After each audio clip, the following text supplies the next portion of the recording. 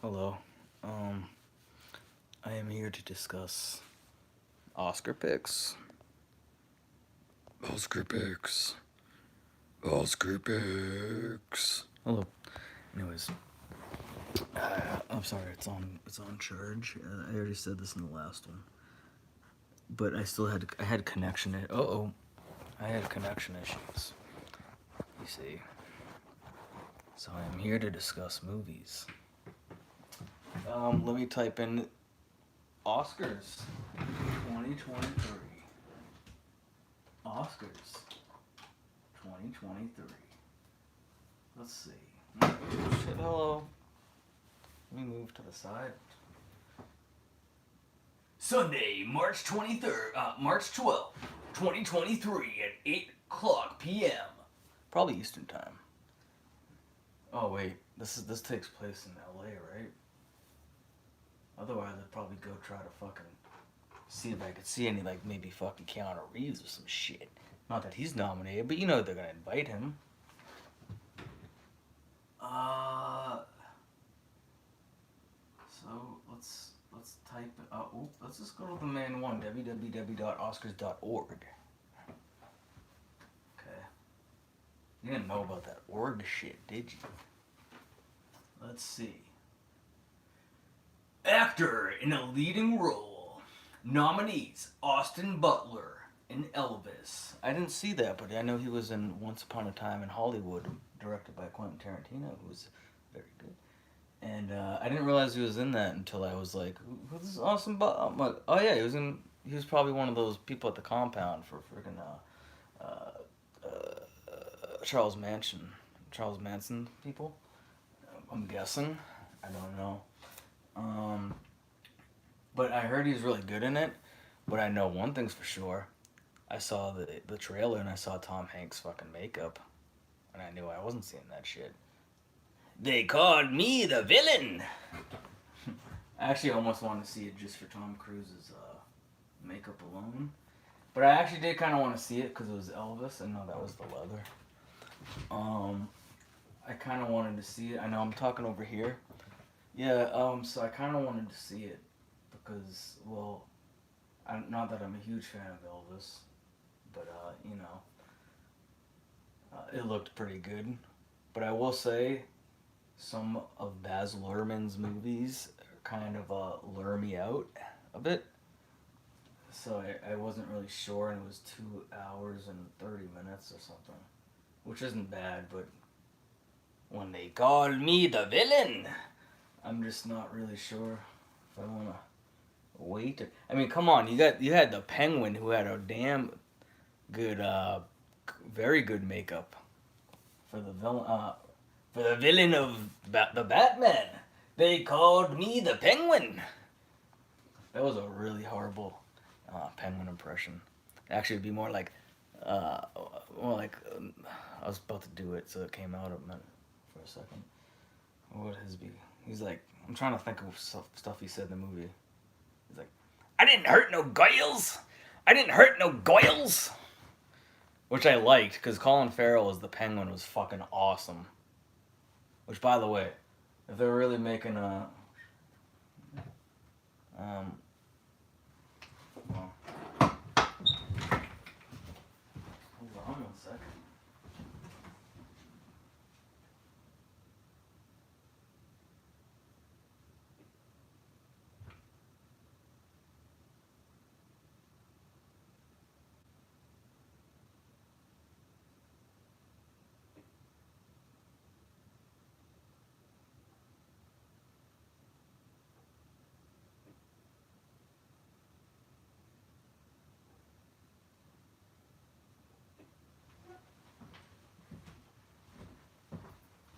Whoa.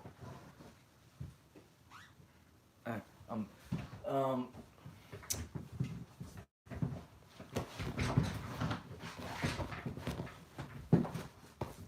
they called me the villain. Um, so you had.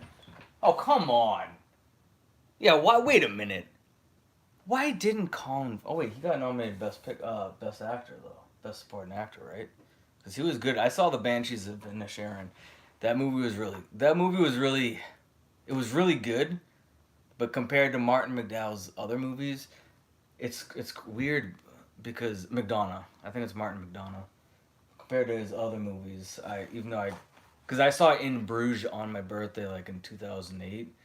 Like this it was the same day we saw the Celtics, I think. Yeah, because then we snuck into Cloverfield after, and I already seen Cloverfield before then, but my friend didn't, and we were in Boston, and so uh, I remember there was a squall too, like a snow squall, so it was pretty cool. We got coffee and we're like, let's go see a movie. We saw In Bruges, and that was the first Martin McDonough movie I saw, and it was really funny. And actually, that movie grew on me because the first time I saw it, it was funny, but I was like, it made me laugh. I was like, oh, it wasn't what I thought it was gonna. And then I saw it again. I'm like, oh, this movie is hilarious. This is one of the funniest movies. I've seen his other movies like Seven Psychopaths, Three Billboards Outside of Ebbing, Missouri, which was good. And I saw The Banshees of Inisherin, which was really good. It was definitely his most well shot movie. It was almost sort of like a horror movie at times, which I liked. And obviously Colin Farrell and Brendan Gleeson, who were both in Bruges, was really good in it. I don't know if I liked it as one of his like more than In Bruges as far as comedy, but it was like a really good story. So like, it's cool to see somebody. I mean, see Colin Farrell get nominated actually. Uh, but to be honest, I thought he was fucking awesome as the Penguin. I mean, because I don't know if it's hard to compare the Batman and the Dark Knight. Actually, it's pretty easy. If you put the city, if you put Gotham City from the Batman into the Dark Knight, it would be the best movie of all time. It would be the best Batman. But ooh, I like both Robert Pattinson and Christian Bale's Batman. I like I like Paul Dano a lot, man. He's a good actor, but he was good as the Riddler, but yeah. Let's just say I like the Penguin a lot in that movie. Okay. Um. Uh. Ooh, so that movie had some really good music at times. Like I'm not just talking about the music for the score. I kind of like some of the club music. I mean, that got me into some artist. I think she's from. I forget the name now, but it's because I was listening to it all summer. It's one of the songs. The song is called Troop. And it's from like the club scene. And it's actually a really good song. Um, I'm getting off topic. I was just talking about like so yeah, you got nominees: Austin Butler, Colin for Elvis, Colin Farrell for which is Will Ferrell's brother for the Banshees of Inisherin. You got Brendan Fraser, which was Frasier was based off of, if you remember the '90s sitcom. For the Whale, which I just saw recently. I gotta say that poster. Oh man, I watched Double Toasted. They're really funny. And someone made a Photoshop of Martin's face on the whale, and I can't look at that poster with the same now without thinking of Martin Thomas. Um, uh, you got Paul Mescal for After Sun, which is I never heard of that fucking movie. I don't know. And then you got Bill Nighy for Living, who's a really good actor, and that poster looks kind of classic looking. I like the poster when I saw it. I haven't seen it, but it's playing at a cinema near me, which is really good. They play a lot of good. I mean, I just saw they just played Ghidorah, which I didn't see that time, but I did see like this donkey movie recently. That was really good actually, called EO. There was something crawling on the seat in front of me, and I got freaked out, and I got up. That ruined the movie. That ruined that for me. But I couldn't leave, so I still want to watch the movie, so I had to move, and I kept thinking something was crawling on me. Like, what the fuck was that? But besides that, it's a good theater. They have a big mural on the top of the. Maybe I'll live stream in there one time when it's not a movie playing. What else? Yeah, when I saw the Texas Chainsaw Massacre up there, which I've seen before, the original, and it's. Well, I I actually kind of didn't mind the remake when it came out. It came out when I was in high school, and I had some pretty good memories seeing that remake. For a remake, it was pretty fun, but nothing beats like the originals. Usually, pretty much 90% of the time, obviously. But that movie in the theater, Texas Chainsaw Massacre, that was pretty fucking crazy. Actually, just because the sound design, I was like, okay, this is way more effective than I remember. Actually, this is really good. Cause I remember I met Gunnar Hansen, who played Leatherface at a horror convention I used to go to. I used to go there almost every October until like until 2020, and then they just like didn't bring it back after that, which is kind of too bad because they had a lot of good guests there. So I got shit right here actually still because I have so much shit in my room I gotta organize, and this is like Tom Savini.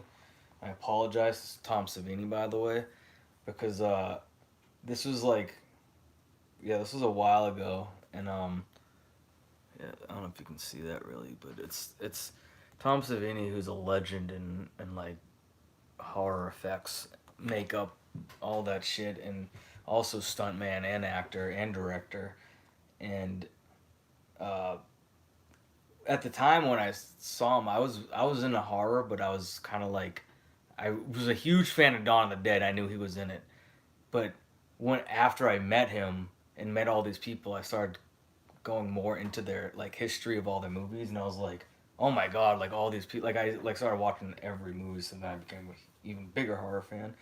But like I remember getting this sign, it's like a nice signature and everything, and then I'm like, cause I was kind of stupid because I was new at Rock and Shock. They didn't even have the years at the time because it was like new. And I'm like, oh, thank you, man. And he's like, okay, where's the money? Or said something like, or like, he said something. I'm like, oh, I'm like, I'm sorry. Like, I didn't know I was supposed to pay. I thought it was like part of the, like, I was new. It was like one of my first conventions. And I'm like, oh my God, you can have this back. I'm sorry. And he's just like, well, it's yours now. I already signed it. And I'm like, okay, well, thank you. And I talked to him later, and he was really funny, and he was nice, and he was even nice then. But I was like, oh my God, I'm so sorry, dude.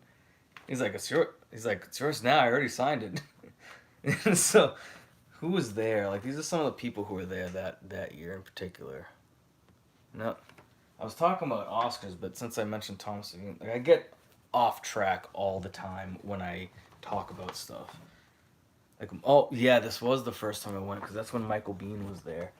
That was like my first autograph that I got like official like from a place. It's like, you know what though? I didn't really get a lot of autographs after that. I only got a few occasionally when they're like free and stuff because that is like at the bottom of my drawer somewhere in a bag, and I have so many autographs in different places. Like sign like a ticket someone signed, like a oh yeah, Chris Sarandon from like they only do the Nightmare on Elm Street because he's really known for that, but it was also for Fright Night, and it says it on the thing. It says Fright Night. And Jason Mewes is there. Oh yeah, I met freaking Piper there. He's the man, dude. He's fucking cool. Actually, no, my father's the man, but I think everyone who has a father should consider their father the man, unless they're an abusive asshole. Then it's like you need another father figure, which is totally fine as long as you have somebody to guide you in the right direction. Um, see, I just went off track there, just because I said he's. That's the the term. The man. Um, Hellraiser reunion. That's not a person, but that was yeah. Obviously, who else was there though? Okay, yeah, there was a couple there. Um, Doug Bradley's been in a lot of shit, but he was like Doug Bradley was nice, but I just wasn't really there for that. I was mainly there.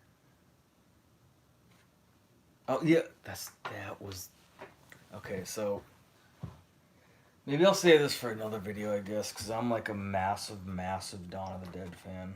Um, like, for instance, let's just say, okay, this past Halloween they released it in Regal Cinemas, only in 3D format. And I usually don't prefer like if it was in 3D and 2D, I probably would have checked out 3D once out of curiosity, just because it's that movie. But I always usually prefer 2D. Okay, but the only format was 3D, so I saw it like four times because I love that movie. But I went there and I knew like I knew he was in Halloween and stuff, but I didn't realize Ken Foree. I used to say Forey, but I think it's Foray. Um, Forey Electronics was in Shaun of the Dead. That's a reference that they used for him. But I saw him sitting at a booth, and it said Dawn of the Dead over it with his picture, and I was like, "Oh my God, that's Peter. That's Peter from Dawn of the Dead." I just got like chills like just thinking about that moment. I was like, "That's the guy from Dawn of the Dead," and I just didn't know what to say. I ended up talking about talking to him, but he also talked about like uh, a short story about uh, uh, God, was it Frank White? Frank White, who American Gangster was based off of, because this was 2008, and the year before that was American Gangster was released, which was a pretty good movie. I ended up seeing that a couple times um, in 2007. But he started talking about that. He's like, I used to live across the street from Frank White, and he started talking about a story about that, and I was just like, oh wow. And I was just like thinking, this is Peter from Don. And then while we were talking, Tony Todd, who plays Candyman, walked over, and he started talking to him.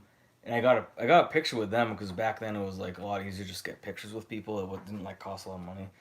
It didn't cost anything for that. 'Cause they were just like really they were just nice to see their fans. I mean, they're happy to see their fans, I guess. And then so that was because I didn't really get a lot of autographs. I think it's probably partly because I didn't have a lot of money, and also because I just didn't want to get autographs from everyone. That'd be so much money. And at the time, I got Michael Bean's autograph, which was only 20 at the time, I think. But I would have had him sign a poster probably because they were selling posters. But that's when I also met Tom Savini. They were both on Dawn of the Dead. But see, I just got sidetracked. I was talking about the Oscars, and then like something mentioned Tom Savini. I mean, something reminded me of that, and it was just sitting right there. And then I haven't opened this for years. I was cleaning my room partly, but it's still a mess, and I just set everything there, and I probably haven't opened this since around like 2008. So, oh yeah, so Danielle Harris from Halloween 4 was there. She was cool. She's there a lot. She was there a lot. She was nice. Bill Moseley was there like a lot. He was there from Devil's Rejects. Um, oh yeah, Tom Savini also directed the the Night of the Living Dead remake in 1990, which was actually a good remake, and Tony Todd was in it. Oh, for another Fright Night guy. Um, yeah, see, because I know like Chris Sarandon, but like who's that guy? Stephen Joffreys was like the crazy guy in Fright Night. Well, vampires are cool. Uh, no werewolf. I'm just. Zach Galligan from Gremlins. The vampires are cool. He's right. I think they're cool. Brian O'Halloran from Clerks 1 and 2. Fucking, he's there all the time though. Uh, Brian Halloran, Derek Mears, Friday the 13th. Dude, Derek Mears. Okay, so I met Tony. Uh, what's his name? Kane Hodder. Who's what's his? Yeah, who plays Jason? No, he wasn't the original Jason. He was. I met that guy too. I think he has his own band now. I think his band's actually called First Jason. um, actually, yo, my friend got me a cool. Well, Jason's cool. Where is it? Where is it?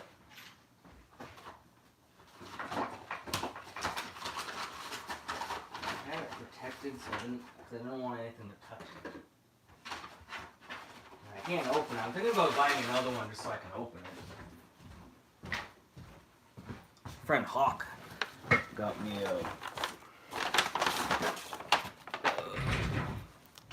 Friday the 13th. Was it part? Oh yeah, part 7, The New Blood.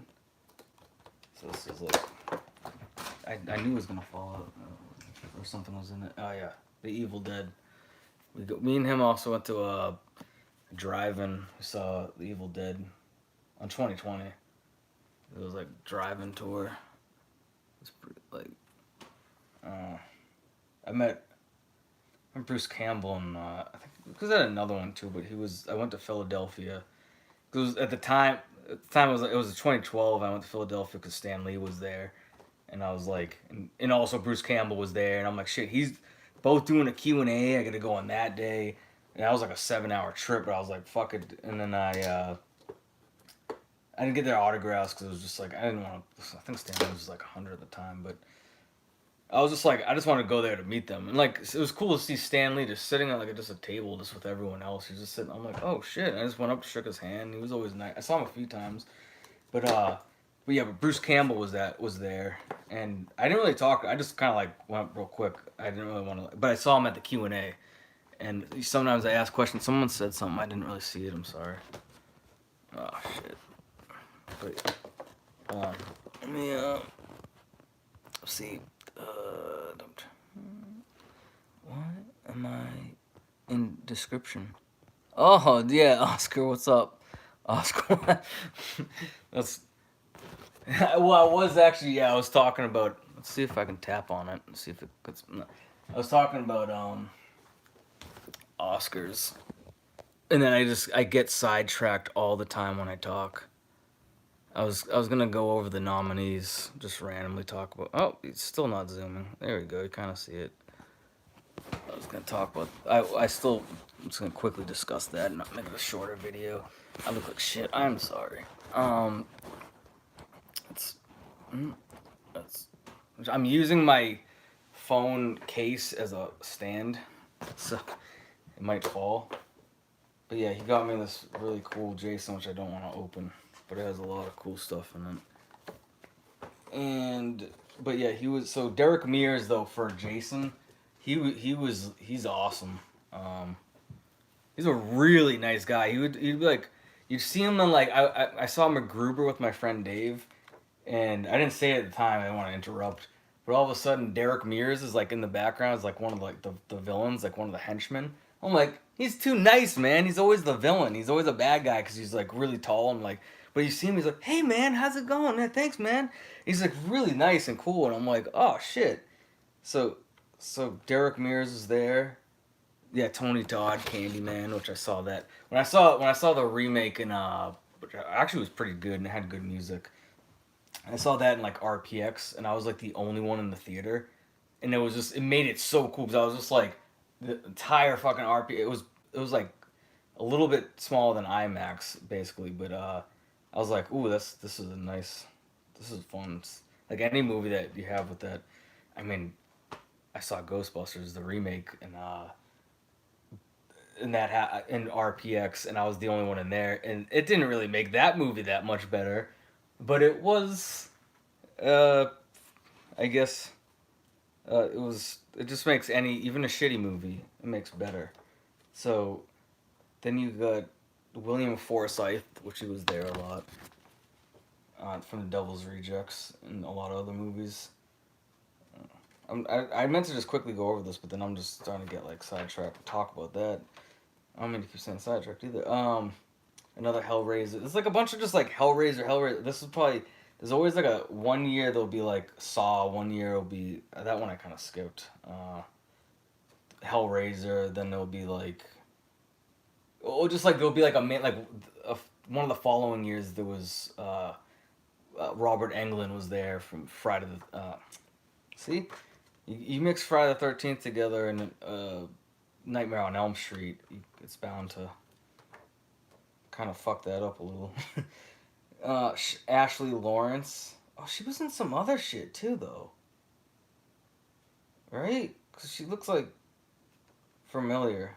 Maybe she was in Friday. Actually, Nightmare on Elm Street, maybe. Yeah, and then also appearing Jennifer Blanc. Daeg Faerch, Hannah Hall, which I think was Run Forrest Run, and she was my same age too, so she was like like I didn't really think about it. Like, I was like, oh yeah, I saw that movie when I was a kid, and then I saw it in person. I'm like, oh wait, we're like the same age, and I was like, ooh, I kind of like to. I can't though, cause I just don't feel like confident enough to be like, hey, run. She's probably like, somebody be like, run, Hannah, run. Don't fucking go like, oh, like whatever. I don't want to. She'd be like, I don't want to fucking be with you, bitch. But, okay. So I didn't, I wouldn't. I just was like, hi, how's it going? Uh, I saw Forrest Gump, and then Jack Ketchum, who was the brother of Ash Ketchum, Joe Netter, who was like a writer who was there every year, I think. George Wilbur, Sharon Sasadi, Clayton Hill, who was the weapons coordinator in Dawn of the Dead, 1978, uh, and also the sweatshirt zombie who was married to the nurse zombie, who was also who was probably Sharon, I think. So, oh yeah, and then they always had rock artists there or metal artists or whatever that was that was at the Palladium right down the street, which I saw Wu Tang Clan at. Actually, I still have the thing. I don't know if I can turn it around. You can see it. Oh wait, I can just hit. Oh, you can kind of see it, but it was Wu Tang Clan. Wu Tang, Wu Tang. Yeah, I just fucked that last one up because I was about to start a new sentence, and I'm Wu Tang, Wu Tang, Wu Tang, Wu Tang, Wu Tang. Uh, yeah, imagine if I was like Wu Tang Clan ain't nothing to fuck with. That's right next to the Fort Minor thing. Fort Minor, we major. Yeah, it was when they were giving those out because it was like the new CD's coming out 11/22, and that's like Fort Minor, we major, and it's like so I was like okay, and that's been hanging for a while. Yeah. So who'd they have there though? The Palladium. I had performance schedule. I didn't see these, but Children of Bodom. Come to the Palladium this Saturday and see Children of Bodom. Bodom. Bodom. The Black Dahlia Murder. Feel bad for the one who actually got murdered. Dang,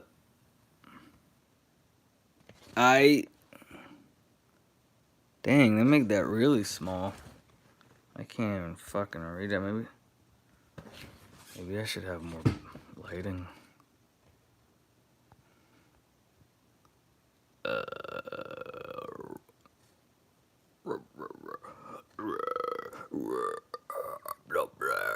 The Blizzard? Blizzard?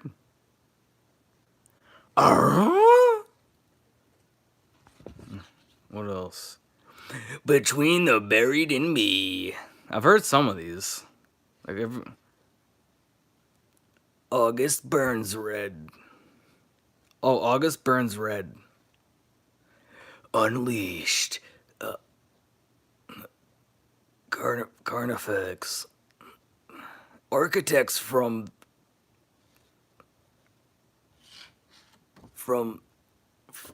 I'm actually using this as a magnifying glass. From the UK. Oh, architects from the UK. Oh wait, no, architects from the UK. Saturday. Gwar. Yeah, I was kind of. I've definitely heard of Gwar, obviously. Definitely. Oh yeah, Mushroom Head. Heard of them? Definitely.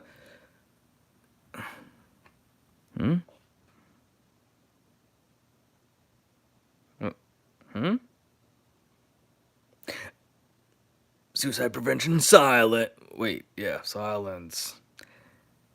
Kingdom of Sorrow. Emer. Toxic Holocaust. Beneath the Massacre. Sunday, the Lord's Day. Insane Clown Posse. ICP. My friend used to listen to them, actually. I never really listened to them, but he played some songs that were actually kind of funny, and I was like, all right. And I hear their fans are actually the Juggalos. They're actually really, really nice people, but I'm not a Juggalo, so I don't know. But I hear they're really friendly, and they've actually helped people. But pretty metal to help people. I can't even focus on that shit.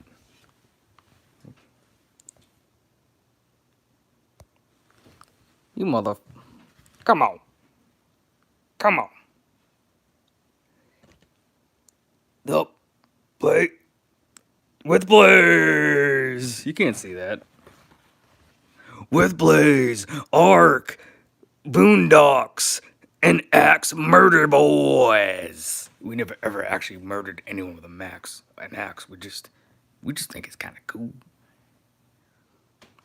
And then just a bunch of other ones. Let's see what else we got though. I haven't looked at this for a while. Terror! Trailer Park of Terror on DVD, October 21st. Oh, see, okay, this is probably one of the things I went to. Oh, yeah, 4 p.m. Q&A with Tom Savini. I got that before, but he had a whip there. I actually have, like, an old video of that, I think, of him, like, using the whip. It was kind of funny. Like, whoosh. Yeah, Cast of Hellraiser. I went to that just because I was like, I'm not, like, a big Hellraiser fan, but it's still, like, you know, a good horror movie, so it's like, yeah, I'm gonna finish the day with a 6 p.m. Q&A, and I'm gonna go see what that's all about. I'm gonna see what's... Like, when George A. Romero went there, I absolutely had to sit in front row, right there, right in front of him, ready to ask questions, because I was, like, fucking just a massive, like, George A. Romero. Actually, I think I got the photo on here, so I'm just fucking... Get that up. Let's see. Somewhere. Right. There it is. There it is. This is the convention I went to. It was me and George A. Romero. And I was like, he did that for free, man. That was really nice of him. And that was cool for me because I don't really have a lot of money. He was just doing photos for free, and then he did autographs, but you know, everyone has regrets about something, and like sometimes you feel like, oh man, if I go back and just change something just a little bit, I would have gotten an autograph for sure. Like I even it was just like at the time money wasn't really I didn't have a lot, and it was either I get home or I get an autograph, but honestly, I probably would have just... Oh yeah, because I went... You know what was funny? I think I used the money because I was so excited to meet him that I went a second day, and I also didn't get an autograph, I don't think. But that second day I went, it was kind of like really wasn't necessary. It was just that he was still there, so I felt like I had to go. Like nowadays, I just go like once, but it was like, oh, he's there both days. I have to go, and I think that day it was probably worth it because I think I went to the Q&A. Unless it was the Friday, then it was kind of like pointless to go 2 days. But there's a lot of side stories too, because the reason I said that is on the way home, I remember Jeff Bridges was at another event. I'll just go back to the Oscars. But he was at an event with like Elton John, which I saw outside as well. He was at an event with Elton John and like T-Bone Burnett or something, because he just recently won the award for best. Yeah, good transition back into the Oscars, because after one of the Saturday that I saw George A. Romero, I decided to get off the train to go see to go outside because I had to miss the event because I was at this one. But I went outside the door to wait for Jeff Bridges to come out and Elton John. And Elton John just got right in his vehicle. I don't blame him. But I was mainly there actually though for Jeff Bridges, and yeah, T Bone Burnett was there and a couple other people. But uh, I I don't have the photo right on the computer right now available. Like to like pop up like I do with this, but I got one with Jeff Bridges, and he was just cool because like right before he went into the car, he was just like, "Oh, let me just take a photo. Some people were standing here," and I got a photo of Jeff Bridges. And I was like, "Oh man, this is awesome!" And then I got back on the train, and my car was towed, and I was like, "Oh my, oh my!" You know why? Because I didn't have a lot of money. So instead of paying for the damn parking, which was only like $7, I decided to save $7 by parking at a big parking area across the street, which had like Guitar Center and like Kmart and stuff. And they had, yeah, it was just a big like shopping center. And I use that area a lot, but it only works when you get back to the parking lot before everything closes. Because by the time I got back to the parking lot in the train station, it was like past midnight. Everything was closed, and they could tell, so they towed the car. And I was kind of pissed at that moment, but I settled down. I realized I'm like I just saw Jeff Bridges and George A. Romero on the same day, so I was like, you know what? This sucks, but now I have to get the ride and I have to feel bad and I have to feel like I'm sorry, apologize a lot. I'm like, Jesus, this sucks. I was like, oh, and I needed help with the towing and everything. But it was a part of like, it's just because I like this shit. But yeah, since that was about Jeff Bridges, he just recently had won in 2009 for Crazy Heart. So back to actor in a leading role. That was a big sidetrack that I went on. Sorry, but to get back to this, actors in a leading role, which I already discussed. I already went over that. Actor in a supporting role. Okay, let's see. We got. Well, I'm kind of like trying to look at the camera instead. Nominees: Brendan Gleeson for the Banshees of Inisherin, who was really good. Uh, Brian Tyree Henry in Causeway, which I never saw, but Brian Tyree Henry is very good, and I'm not surprised, and that's pretty cool because a few years earlier, Lakeith Stanfield was nominated for Judas and the Black Messiah, which was kind of awkward because it was Lakeith Stanfield and Daniel Kaluuya, who were two of like one of the greatest like newer actors working today, and like they were both nominated, and I'm like, I saw that movie, and they both deserved to win, and then like Daniel Kaluuya won, who deserved it, but I'm like, oh, but I can't feel bad for Lakeith Stanfield. But then if Lakeith Stanfield won, I would have been like, oh, now I kind of feel bad for Daniel Kaluuya. But it's like it doesn't really matter because they're both good actors and they're making good movies. So who gives a shit? Like it's a trophy. You win a trophy, it's cool and stuff.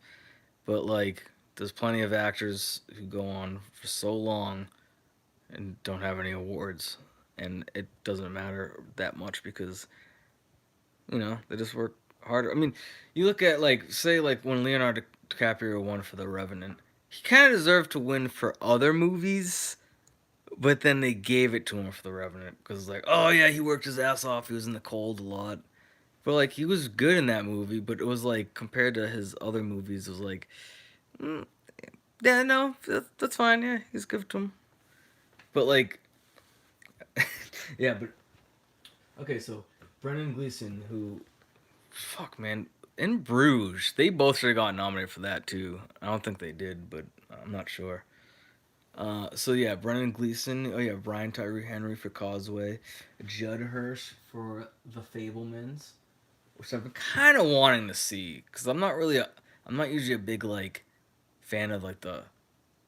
I probably was more when I was like younger and stuff, but like nowadays I'm not really a big fan of the the whole like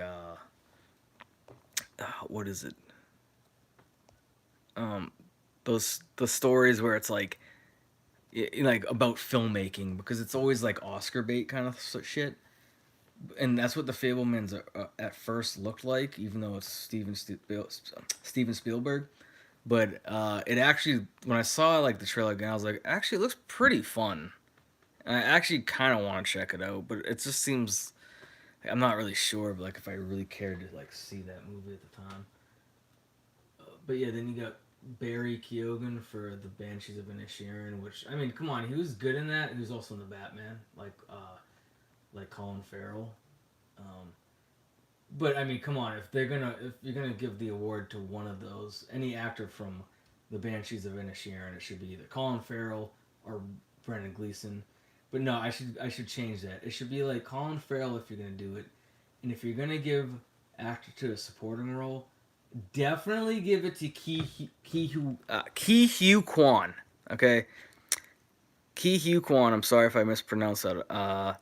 For Everything Everywhere All at Once, because not only did he kick ass in that movie, and he actually kind of almost started to make me cry a little bit at one point, because like it was just like he was just so kind. His character was all about like kindness and stuff, and it was just so cool to actually see him like return to movies and stuff, uh, to actual film also like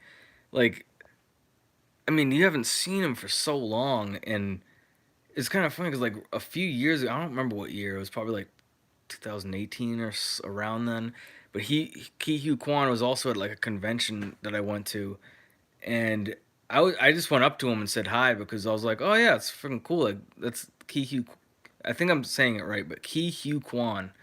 um and I was like, wow, he was in the Goonies, and which obviously I liked, and the Temple of Doom, and I talked to him for a few minutes. I'm like, hey man, it's good to see you. But then, like, when I saw the trailer for Everything Everywhere All at Once, I wanted to see it immediately because it said A24. But and Michelle Yeoh's awesome, but and Jamie Lee Curtis, but I was like, who is that guy? I was like, he looks so familiar. And when I look, I'm like, oh my god, it's Ki Hugh Kwan. He's actually back in movies. That's nuts. And then like, I saw the movie, and it was an awesome movie, and my friend said it was his like actually one of his actual favorite films after seeing it, and that was like for coming from him, that's good praise. Um, so it was like, oh shit, yeah. So this is obviously like people are really liking this movie, and it was different, and like it's definitely not for everyone, but it was there was things about the movie that I don't really think was that great. And I'll just say it right now, like the whole sticking the things up somewhere, it was a little bit like, okay, that's a little too like you don't need to be that goofy with it, but it overall worked. Like by the end of the movie, it's like doesn't matter because it's a great movie. You get like plenty of emotions from laughs to actually kind of crying a little bit. I'm not saying like crying, but just like tears, just like you know what that touched me just enough where it was like I like that a lot, and it just felt good to see something new. And I mean, I personally think if you don't go with Ki Hu Kwan, you're kind of quite crazy because I almost said quasi. If you don't go with Ki Hu Kwan, you're kind of crazy.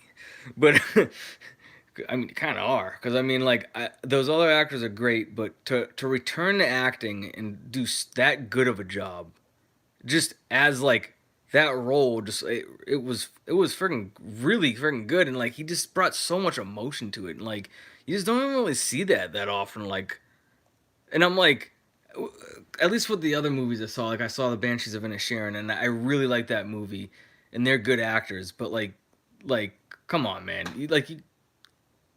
I already said who I think should win, but I'm not. That's like not up. That is like, come on, hello. Um, so let's go with now actress in a leading role, which actually will probably go to this movie as well, in my opinion, which it should go to. Um, Actually, well, I didn't see some of these movies, which I hear are really good. Actually, I hear mixed things about Blonde, but The nominees are Kate Blanchett for Tar, which I hear is really good. Anna De Armas for Blonde. Andrea Riseborough. Or I should say, yeah, I said that right. I think Andrea Riseborough for To Leslie, which nobody really heard about except the people who saw it, who said it was absolutely amazing. So I'm not gonna argue with it, but I'm not gonna argue with that anyways because she was fucking awesome in Mandy, and she was really funny in The Death of Stalin. So she was really good in Mandy. So like she's an actress who's like, oh yeah, if she's nominated, I'm pretty sure it's for a good reason. But and then you got Michelle Yeoh for Everything Everywhere All at Once, who out of the movies I've seen, I think she deserves it. Actually, most years I see almost every movie that's out. This is one year I can actually say I've only seen out of these ones Everything Everywhere All at Once, and it should definitely go to her.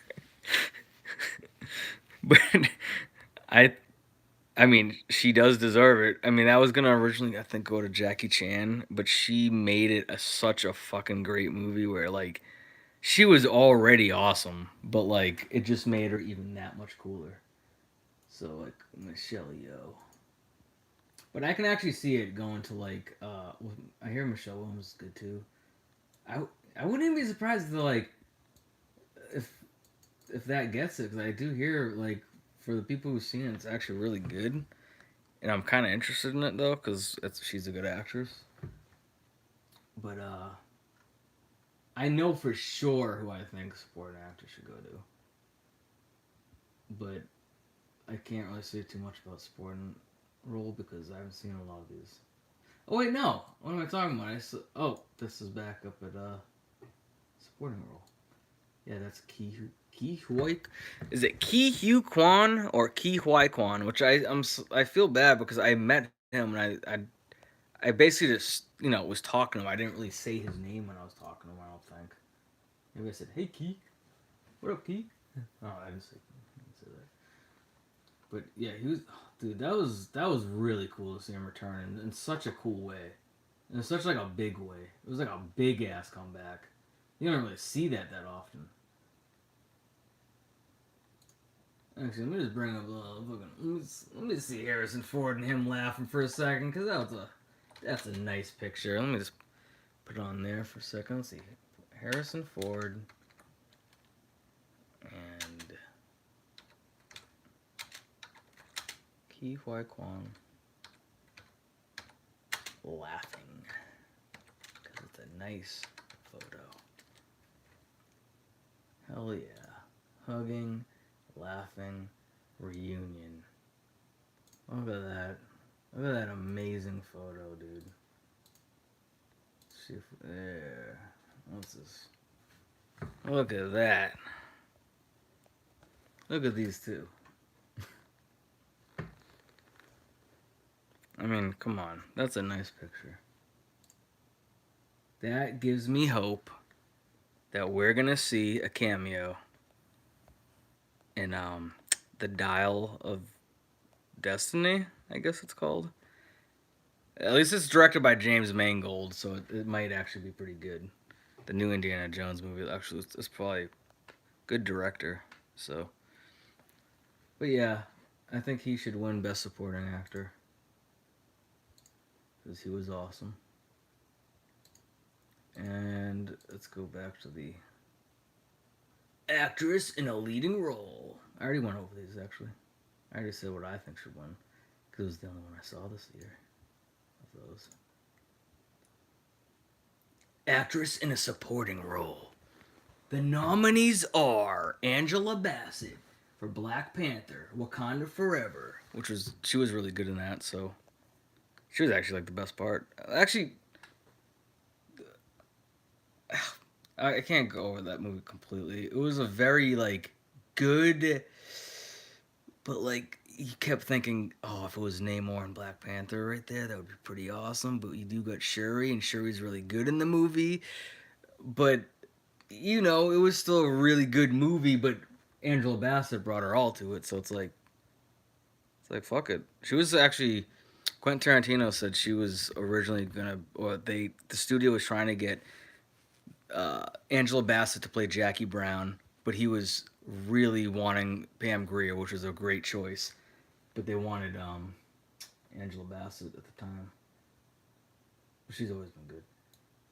Huang Chao in The Whale, and she was good. I saw that too. She was good in that. Um, she was funny.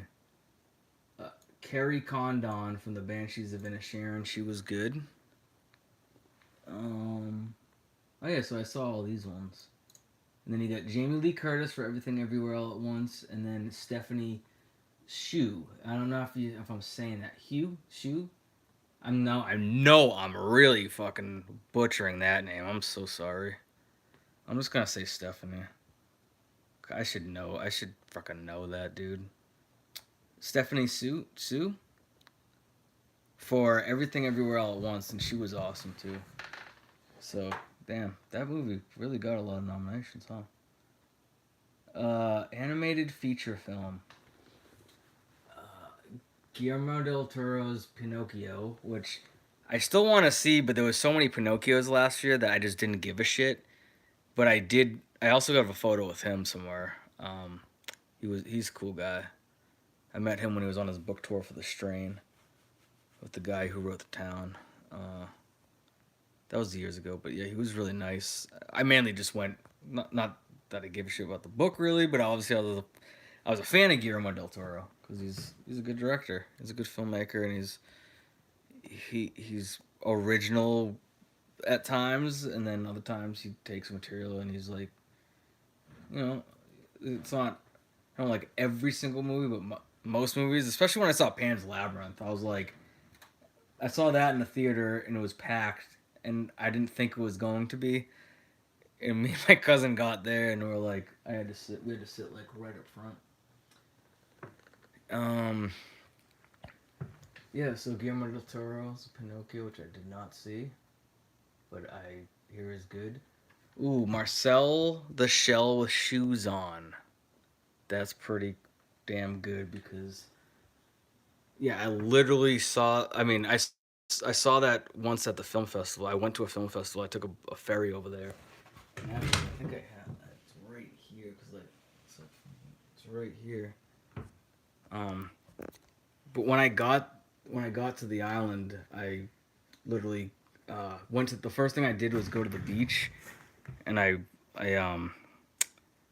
just in case I had a chance of meeting Jenny Slate, who was there, and she signed it, like she signed the shell like when she was walking down the aisle, and it was like she was really nice. Yeah, it was. Yeah, so it was Marcel the Shell with Shoes On, and that was a really good. That was a good movie. That was a good day. Like that was another spur of the moment day. Like I almost wasn't gonna go, and I'm like, oh, if I don't go, I'm just gonna be like, oh shit. Yeah. I'm gonna be like, so I just decided to go, and so we also got. I'm gonna probably end this pretty soon. For now, yeah. So we also got Puss in Boots: The Last Wish, which I wanted to see. It was like playing on like recently, and I kind of was tempted because I heard good things. And years ago, when I just saw any movie that was playing, because I just like I kept wanting to. I have a fucking shitload of tickets I saved, but I saw Puss in Boots, so I'm like, oh, I'll just see that, and it was pretty good. But I heard like this one's way better. And actually, when I saw the trailer, I was like, oh, it looks actually pretty good for an animated film. But I just was like, I don't really, you know, it's like I don't like consider animated film kids movies anyway, because like if it's a good movie, it's a good movie. But that actually looked like it was a decent movie. But I was like, I don't really need to go like see it. I guess I kind of wanted to, but it's.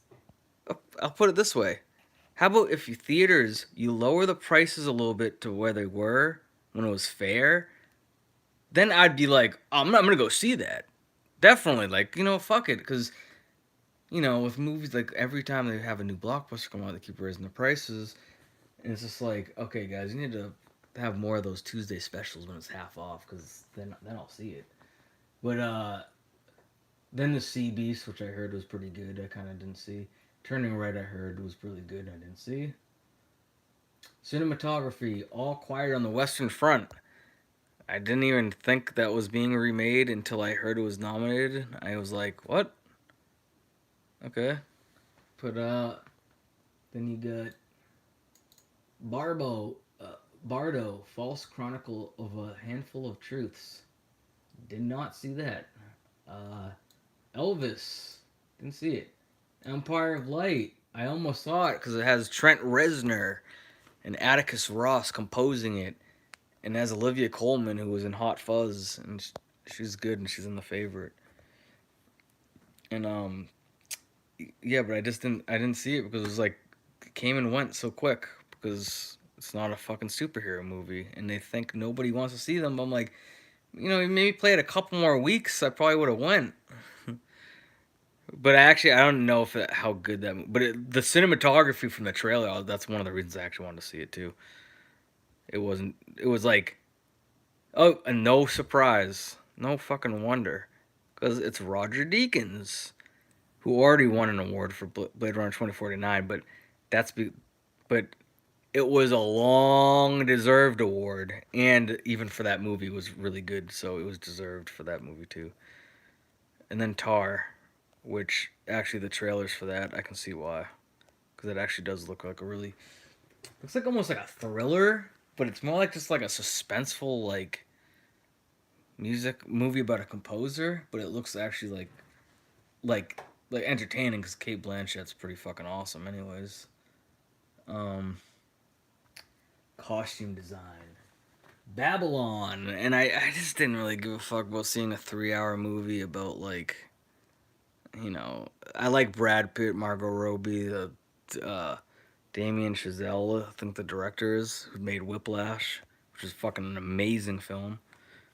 Um, and Moonlight, I mean La La Land. And also, I didn't see that though. I heard an elephant like shits all over someone like first 5 minutes, so I'm like, dude, I don't need to see like a fucking 3 hour movie and like right away I'm gonna like lose my fucking everything popcorn because some elephant fucking has diarrhea and just like can't hold it in. Like, come on. I guess that had good costume design though. I guess they had to clean off all that shit. Then it looks pretty good. You got Black Panther, Wakanda Forever, which I can see why, because it's pretty cool. It's costume designs. Elvis, I can see why, because Elvis had a lot of fancy shit he wore. Hi, Abby Gaming. Hello. How's it going? Um, Also, Everything, Everywhere, All at Once, costume design, which makes sense because the daughter wore a lot of crazy shit. And I was gonna say Mr. Magoo goes to Paris. Mr. Harris goes to Paris. What is that? That sounds fucking hilarious. Mr. Harris goes to Paris. Rated PG. No, I'm just kidding. Mr. No.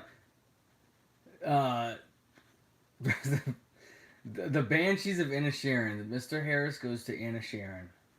Mr. Harris goes to Everything, Everywhere, All at Once. Oh wait, we're in directing. I gotta take this seriously. I gotta take this shit way more seriously, dude. Mr. Harris goes to Paris. That's all I can think about right now. So I'm just gonna. I gotta check this out. Look at that. Look at that desk. Look at that beautiful desk. That's kind of dirty. Okay, let me. That has 94. That doesn't mean shit, really. Who's in it? It is rated PG. I was right about that. So let's see what else. It's a comedy. It looks like a Mrs. Nanny, Mr. Nanny, Mrs. Nanny McPhee. type shit, I'm guessing.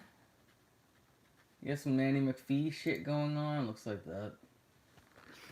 Oh, Mrs. Harris Goes to Paris. Did Did I say that wrong or did they get it wrong?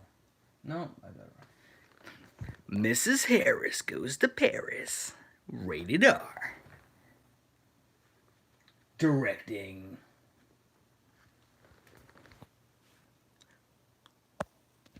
I'm trying to read. The Banshees of Inisherin from Martin McDonough, which is actually a very well directed. Actually, that was really well directed. Um, Everything, Everywhere, All at Once from the Daniels, which is also very well directed. The Fablemans from Steven Spielberg. Who the fuck is that? Tar by Todd Field,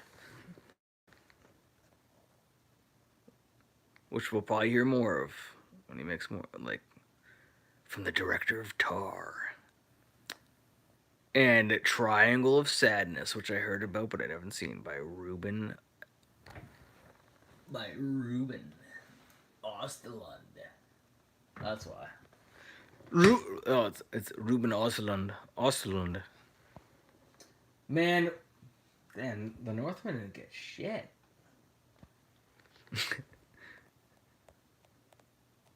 Documentary feature film.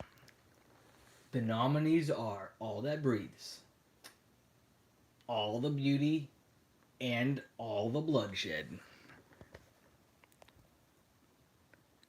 All Fire of Love.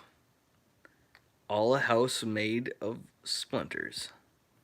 And All Nabani. Documentary short film. The nominees are The Elephant Whisperers.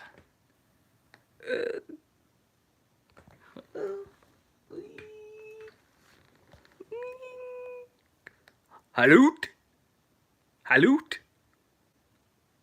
It's a haloot. It's a toot. How do you measure a year? I don't know. Why are you asking me?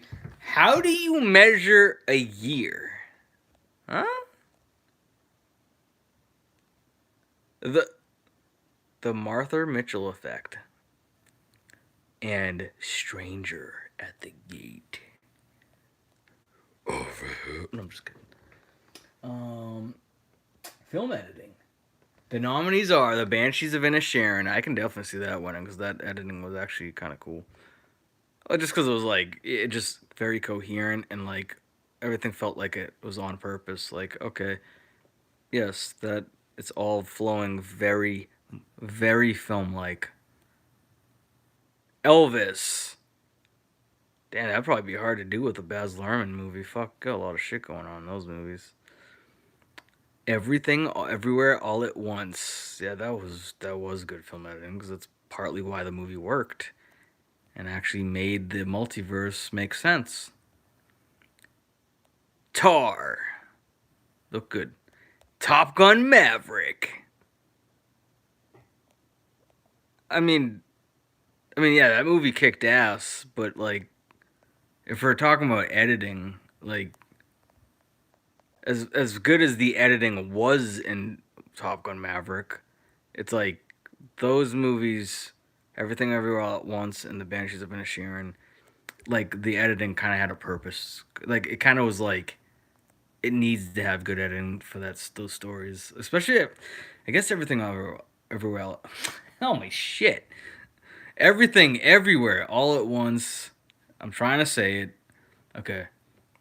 Yeah, the editing was really necessary to work in that movie because otherwise it's gonna fall apart and it's gonna be fucking like, oh jeez, especially the part when it's like showing like a million different multiverses in like 1 minute. It's like I was like I need to watch that later just to see all those, but like it's still showing you that. But then the Banshees of Inisherin, it really worked too because even though it's like a slower movie than that, it's like that has a purpose.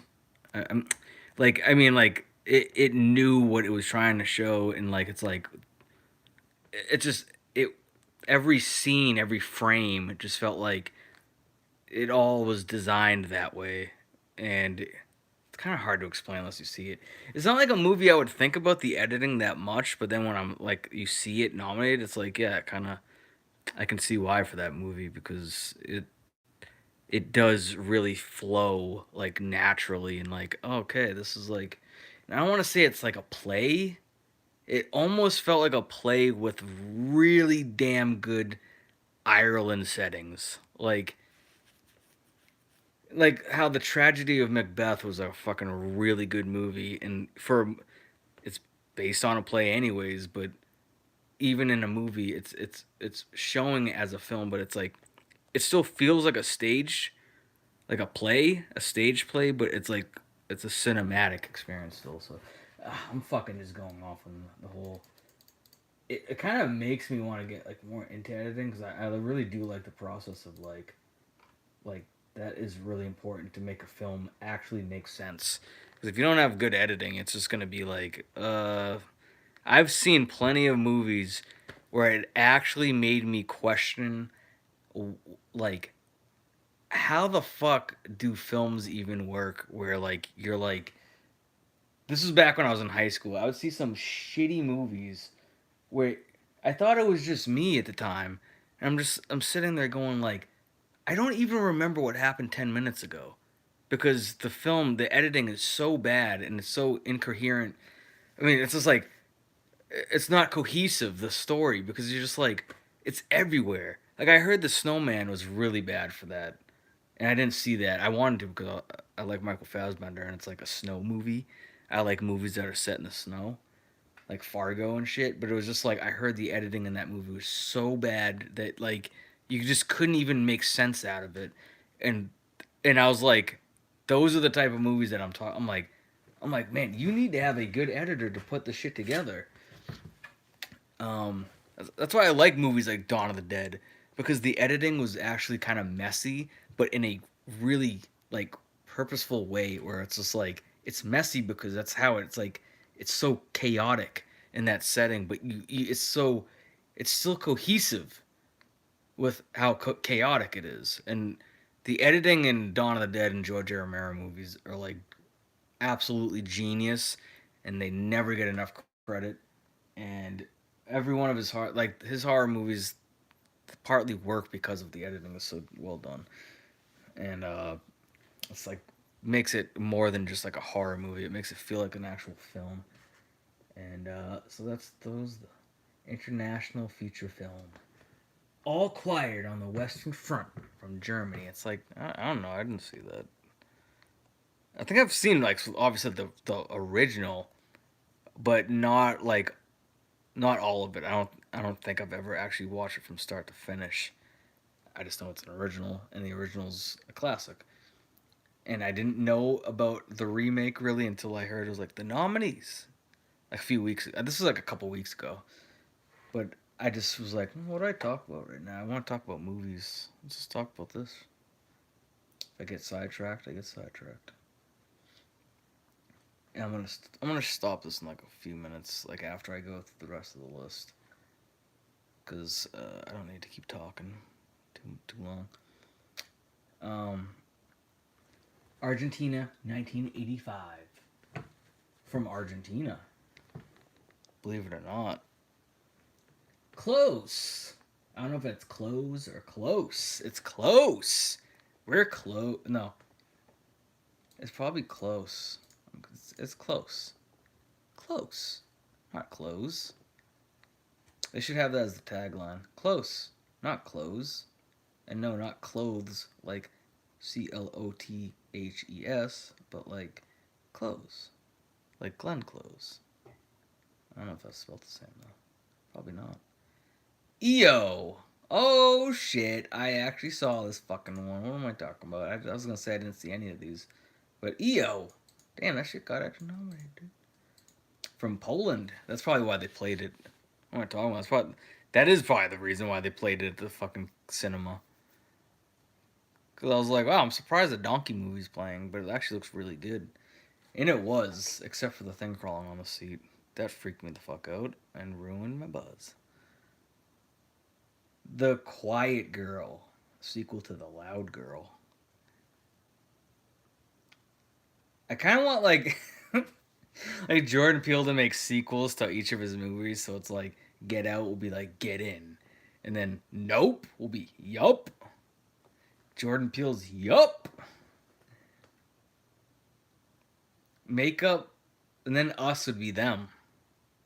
I think someone already tried to make a movie like that called Them, and it sucked because they don't have the right mind like Jordan Peele does.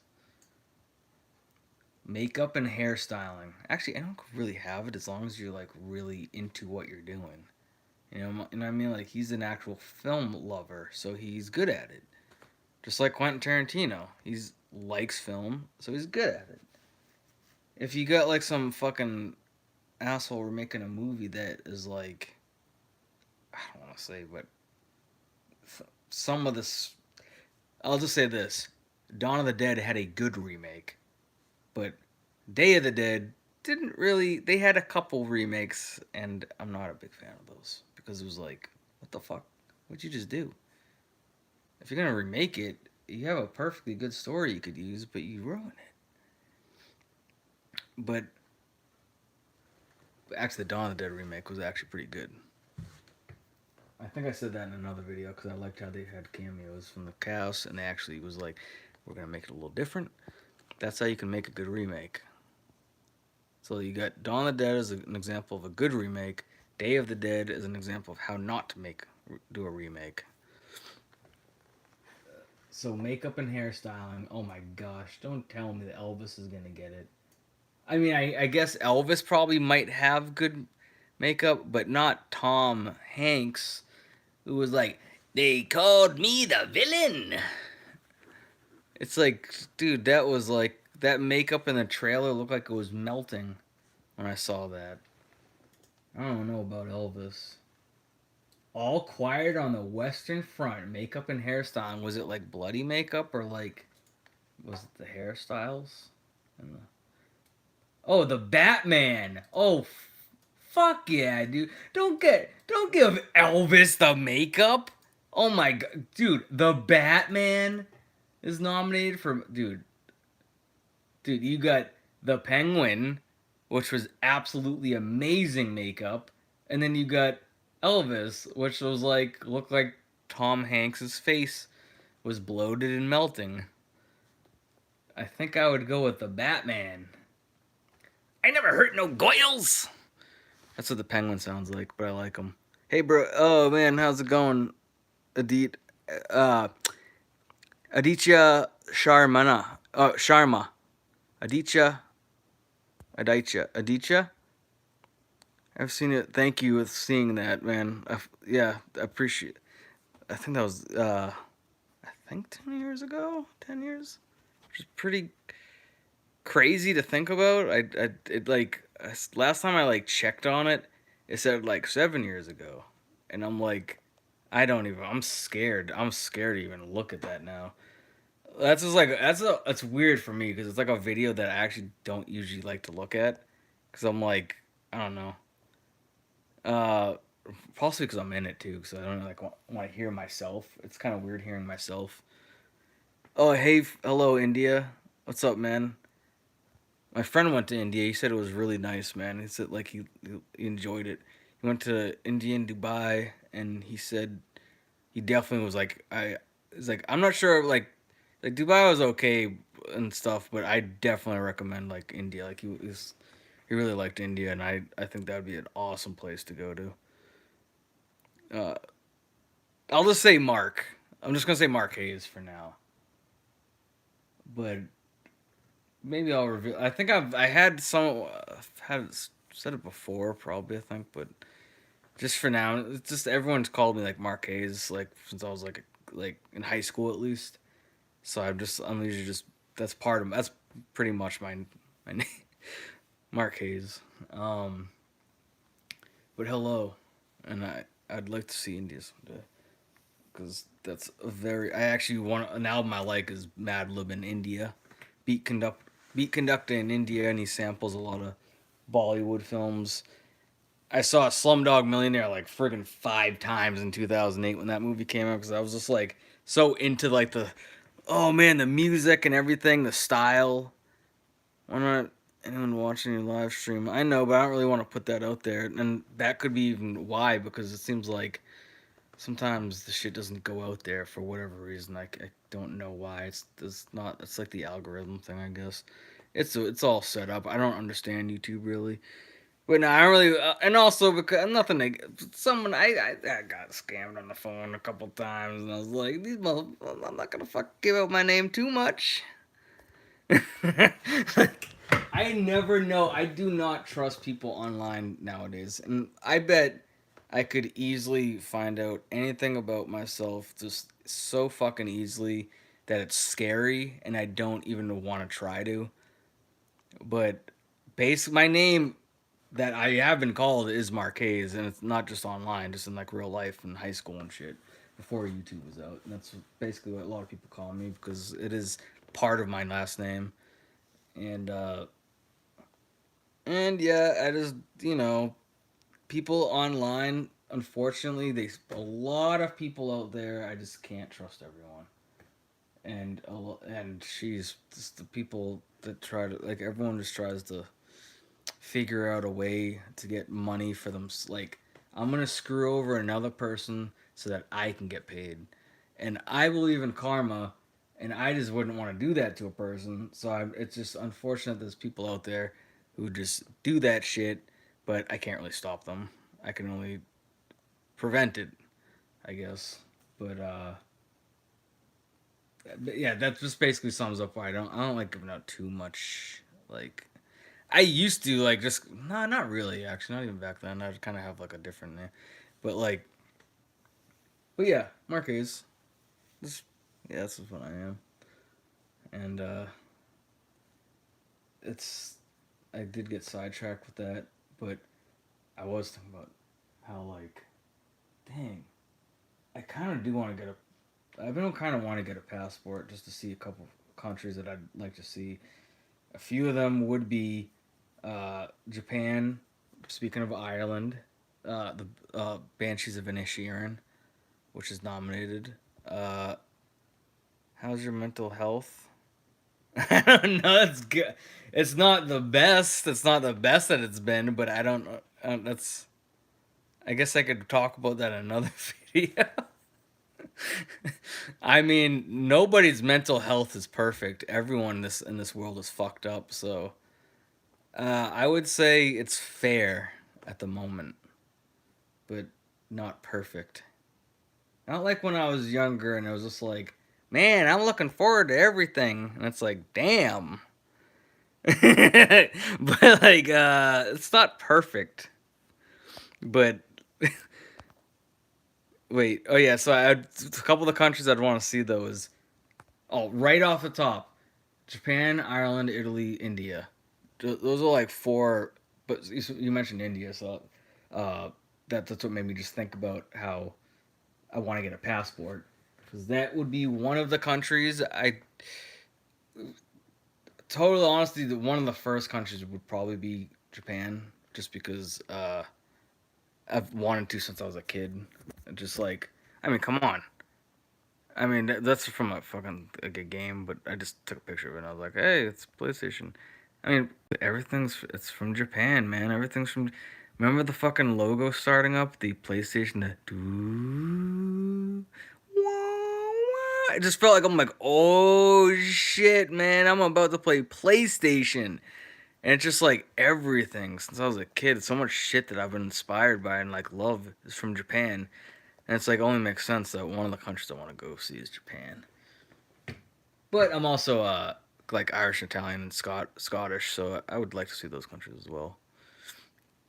I mean, I'm from USA, but I've I'd like to maybe someday kind of go back to like places where my ancestors are from, which would be like when I looked at some of the ancestry shit. Not it wasn't really it was like my grandfather's ancestry, but it kind of was it's part of mine. But he's like 42% Scottish and uh and like some Irish. Then like on another side, my mother's it's like all Irish. It's just, like all Irish, and then my dad's is also like on his mother's side is also Italian. So it's like pretty much Irish, Italian, Scottish. So I'd like to go to those. Damn, I'm almost on. I haven't drank water in a little bit. Um, but yeah, that in Japan and India and other countries if I can. Like whenever, like fuck, I would even go to Antarctica someday if I could. I just oh wait, bro, I've seen the GTO video. Oh, thanks for watching that.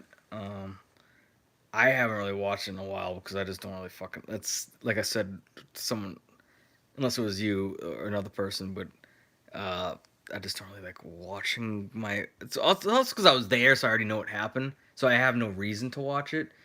But like occasionally, I'll just be like, I'll get like, I'll see there's like comments on it and shit, and I'm just like, I haven't really checked this in a while, and I'm like, I think that's like really pretty much the only reason that people like ever known me or gone to this channel.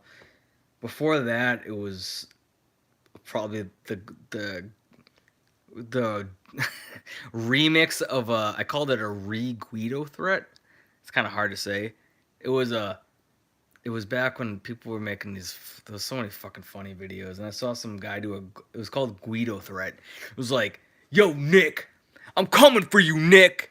And I did a video called Re Guido threat a long time ago, and I was like, "Yo, Nick, if I ever see you, I'm gonna hug the shit out of you, bro. I'm gonna fucking." And that was like the only video of mine that actually got like a pretty damn good amount of views at the time.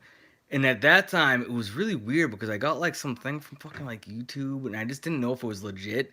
But it was like when YouTube first started, not like when it first started, but like a few years. I'm like, I don't know if I really want to answer that, and I'm just kind of making videos for fun.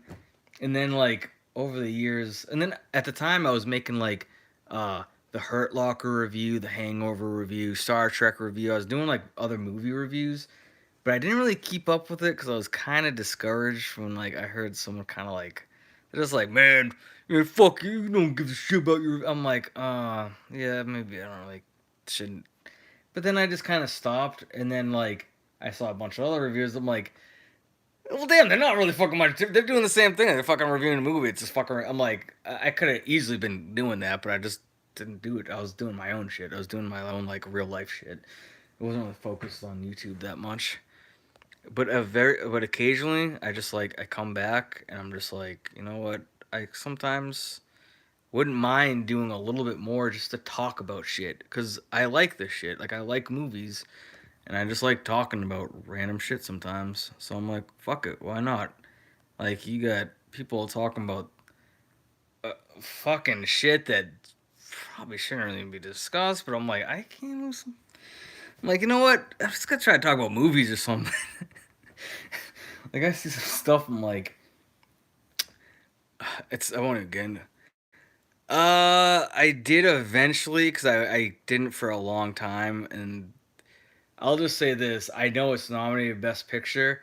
That is like James Cameron just going, "You guys better fucking nominate me." Cause it's gonna be embarrassing if you don't nominate me. I fucking run this academy. My name is James Cameron. I have a fucking name.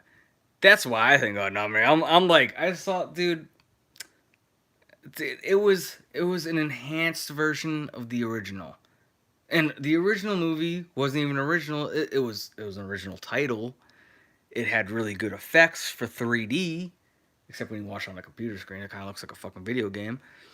But for the 3D, it looked good. And then I'm like, okay, it's 3 hours, but I mean, it's gonna be really good. I'm gonna smoke a little for you. I'm gonna be I'm like, uh, it's the villain was surprisingly the best shit about it. The best part.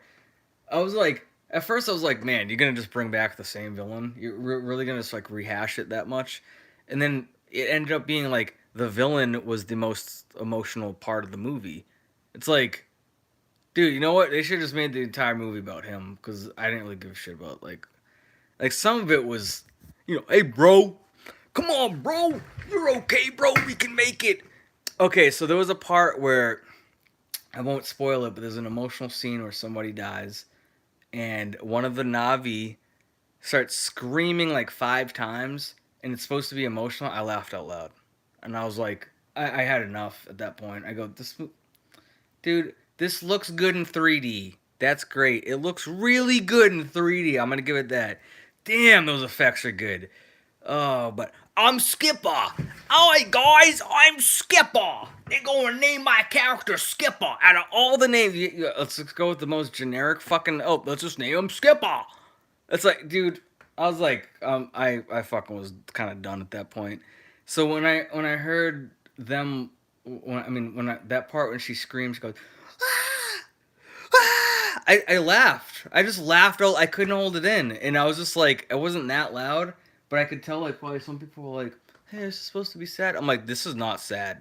It's trying to be sad, but it's not because he can't do that anymore. The Terminator 1984 absolute masterpiece.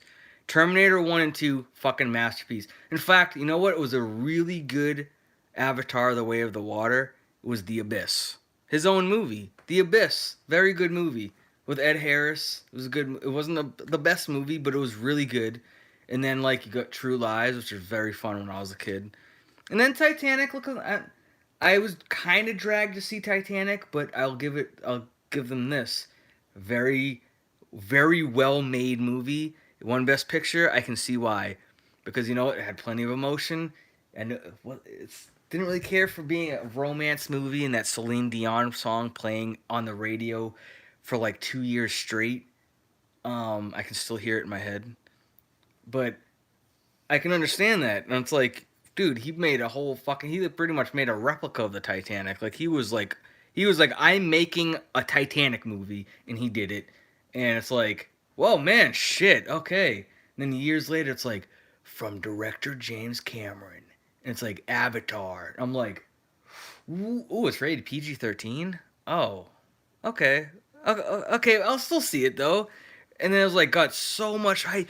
And then like I see movies a lot, and so when my friend asked me, he's like, "Yeah, so I finally saw Avatar." I'm like, oh, "I haven't seen that yet." He's like, "You haven't seen Avatar?" He's like, "You see everything." I'm like, "I know, but I know it's gonna be playing in theaters for like 5 months, so I don't need to rush out and see it." Then then there was another incident where like we were supposed to see it, and someone who was driving kind of like changed his mind, and the rest of us in the car were like, "But there's other people waiting for us at the theater," and we're like, well, we're not driving, so okay, I guess we're going back. And it wasn't a really big deal to me, but it was like ended up being like a where the fuck what happened, and I'm like, I knew this was gonna fucking happen, but that wasn't even the. I eventually saw it though, and it was like it was good. I'm like it was good.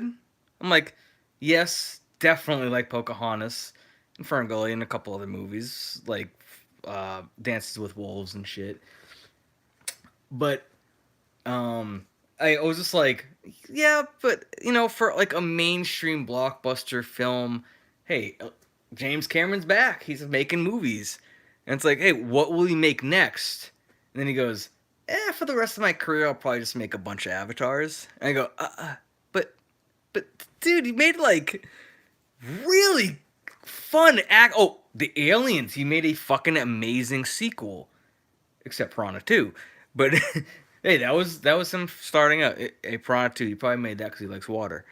But um, but yeah, the Terminator during 2020 when not a lot of people were seeing movies, they opened the theater midsummer and nobody was going, and the reason what tempted me and what lured me back was they played a lot of classic movies like Braveheart, Empire Strikes Back, Mission Impossible, fucking Carrie, The Terminator, and RoboCop played the same week, and I had to see both.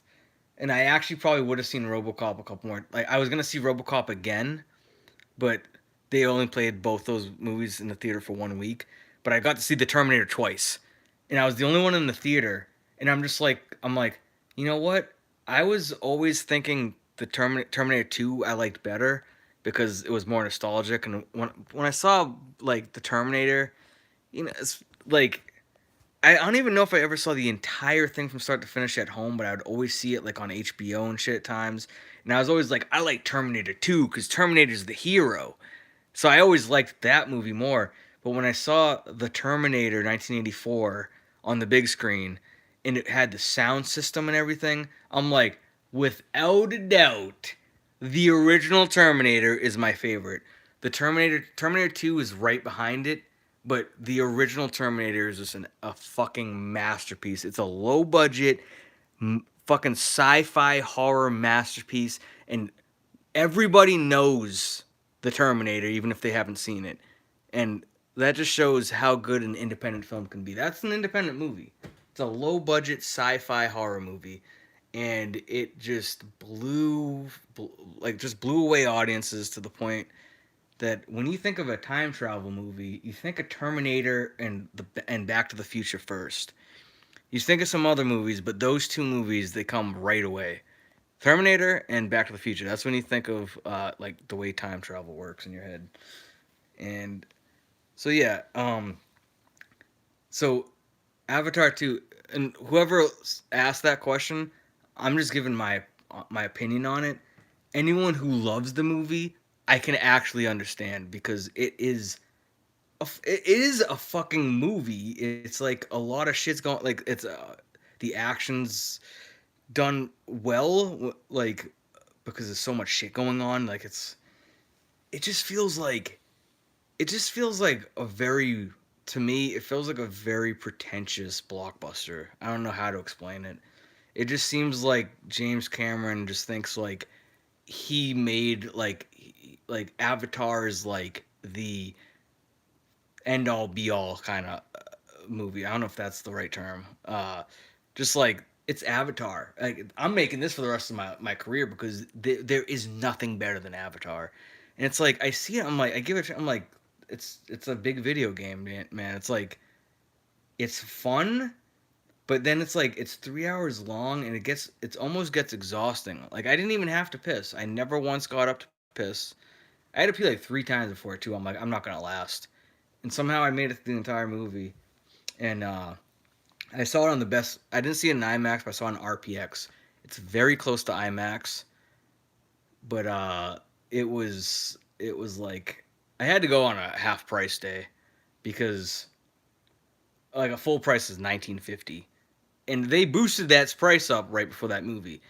And the thing that sucks about it is now that they put the price up, they're not gonna want to put the price down.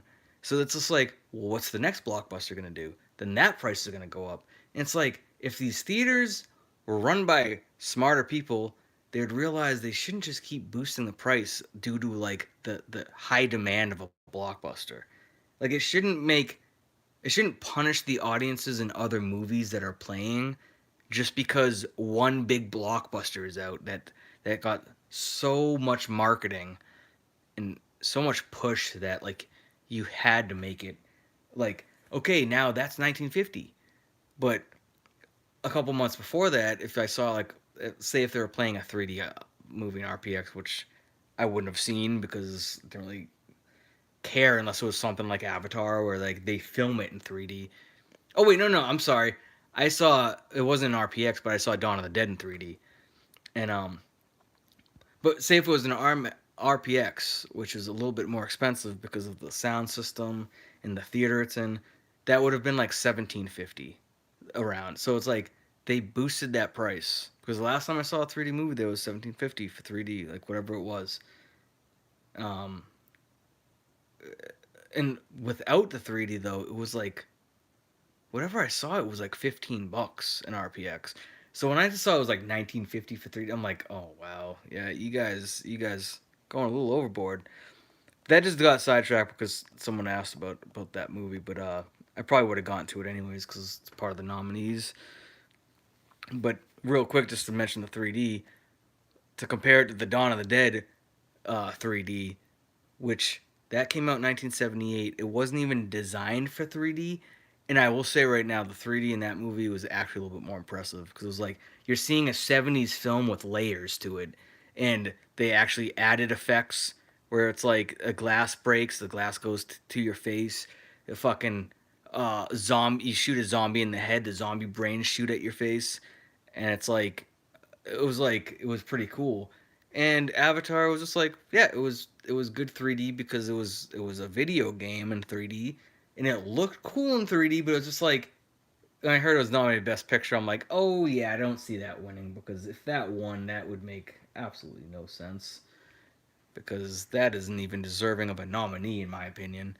But um, and they keep saying like how it keeps like breaking records and shit. It's like, well, of course, it's so expensive to see. Of course, it's gonna break records.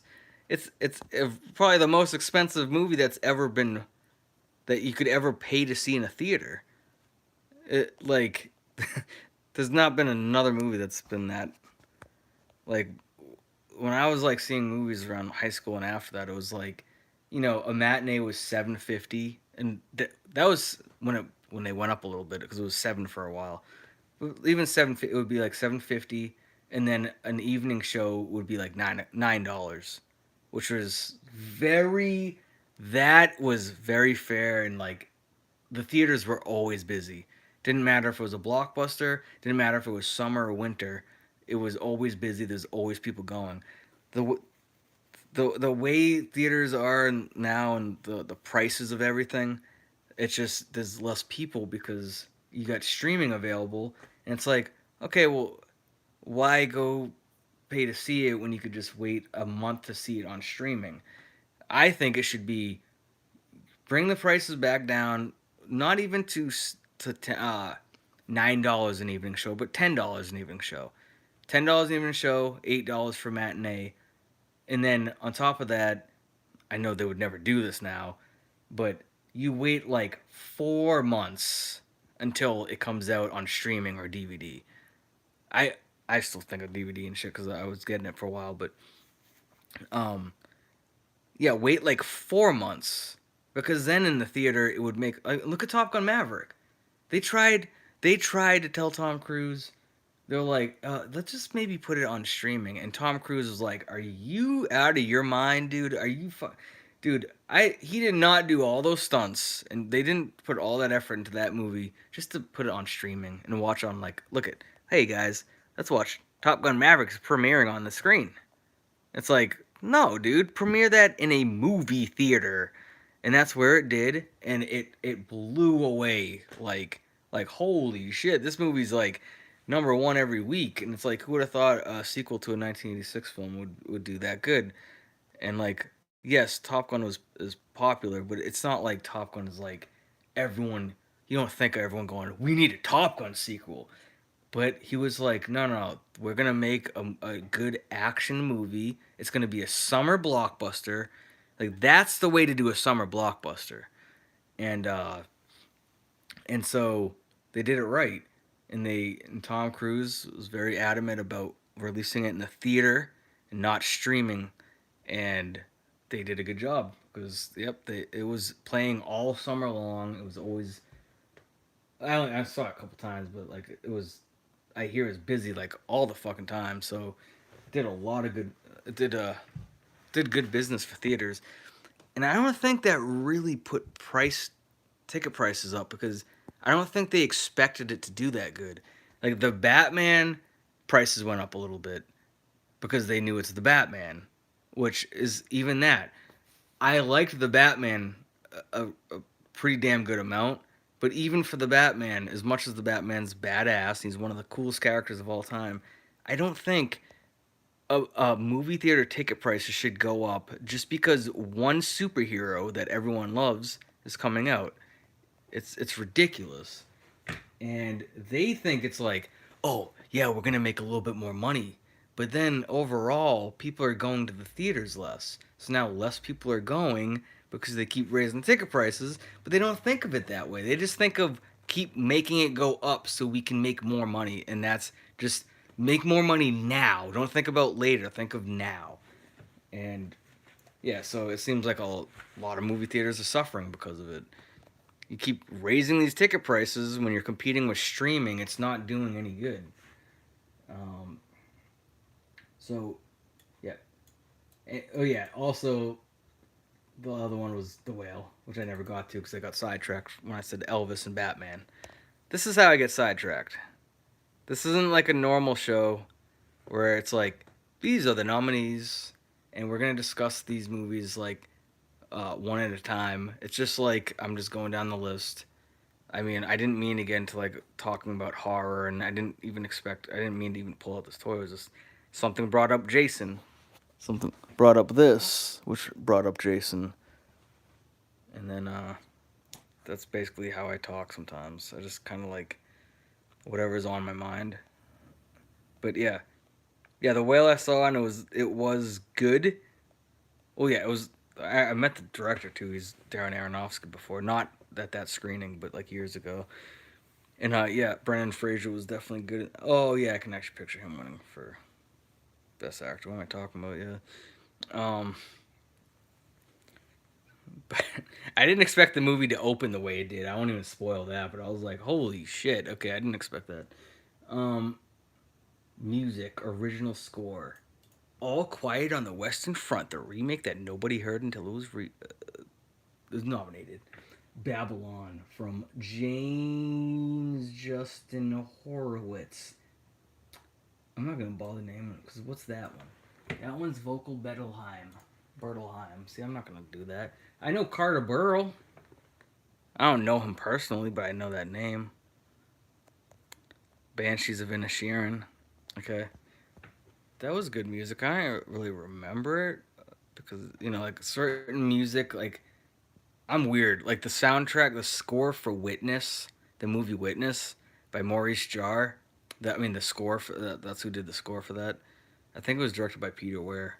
Yeah, the Harrison Ford movie from 1985.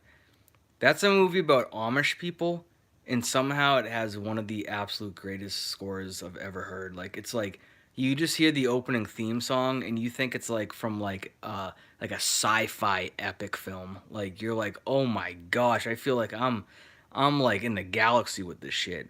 And it's about Amish people. So I'm like, "Damn, that was a really like music like that I really like."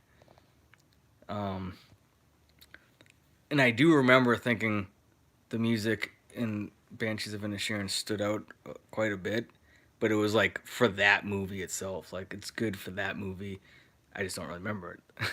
uh, Everything Everywhere All at Once, I actually do remember standing out because there was a lot of moments where it was like it helped with the emotional side, and I was like, it was like little things in the score that I heard during the right moments where I was like, ooh, I kind of want to cry a little bit just because it was like, just right, that right amount.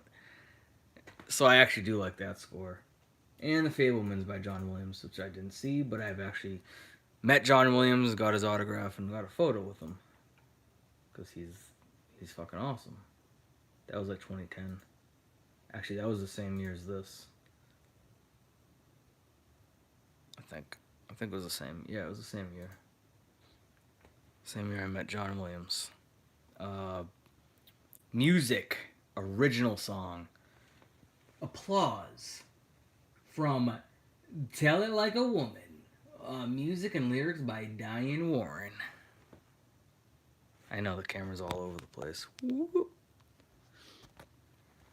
Yeah, I'm gonna end this soon. It's like, okay, so it's 12:50 a.m. I'm gonna end it like around 1 a.m.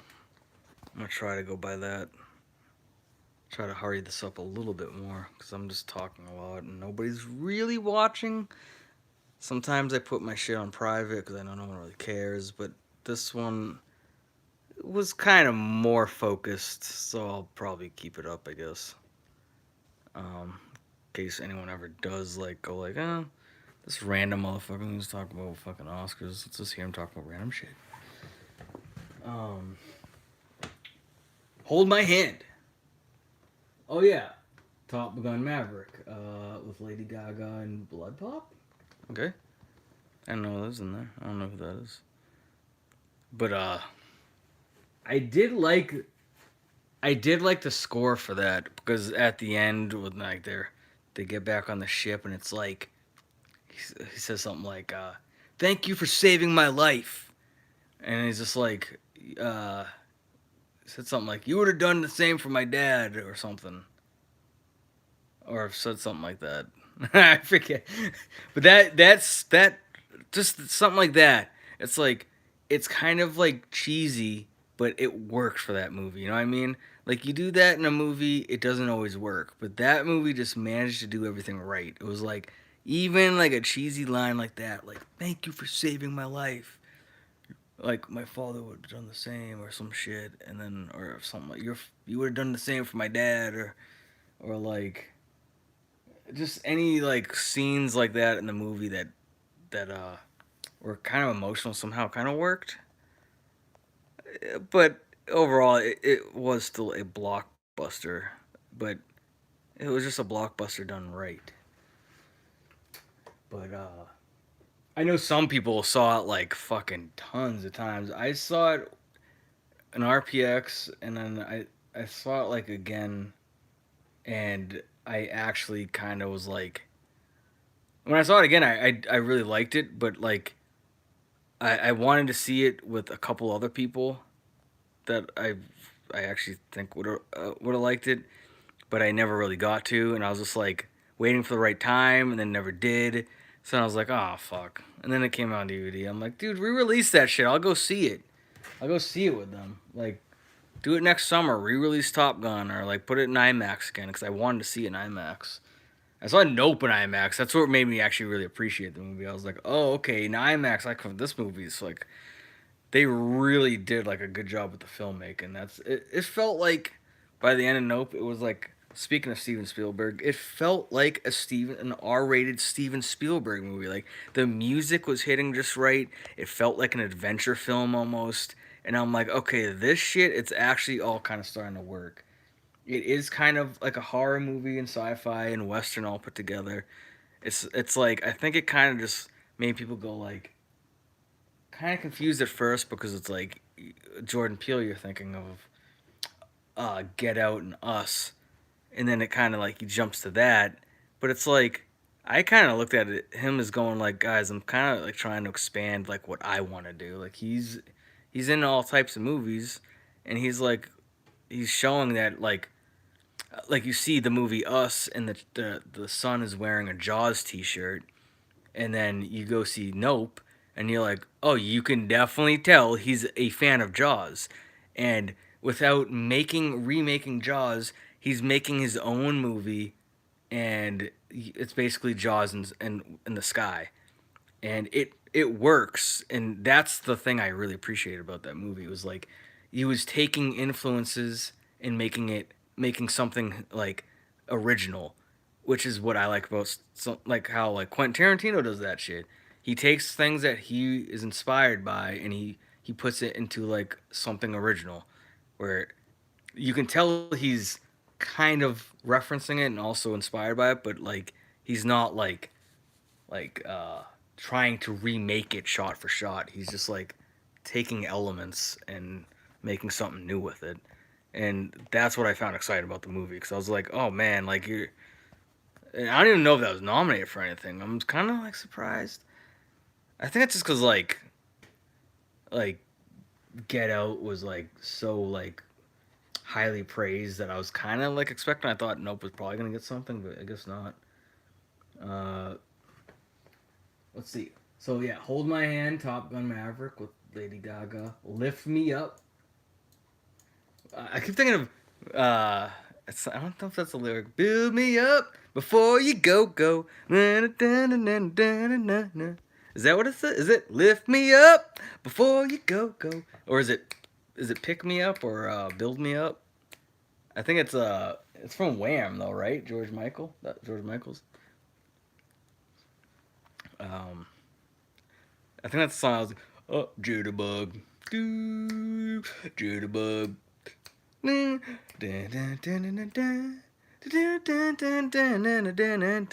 think it's that song. Bang bang bang. Lift me up before you go. I don't think it's the same song though, because I do not remember that song playing in Black Panther. Imagine that. Imagine like that song playing Imagine that song.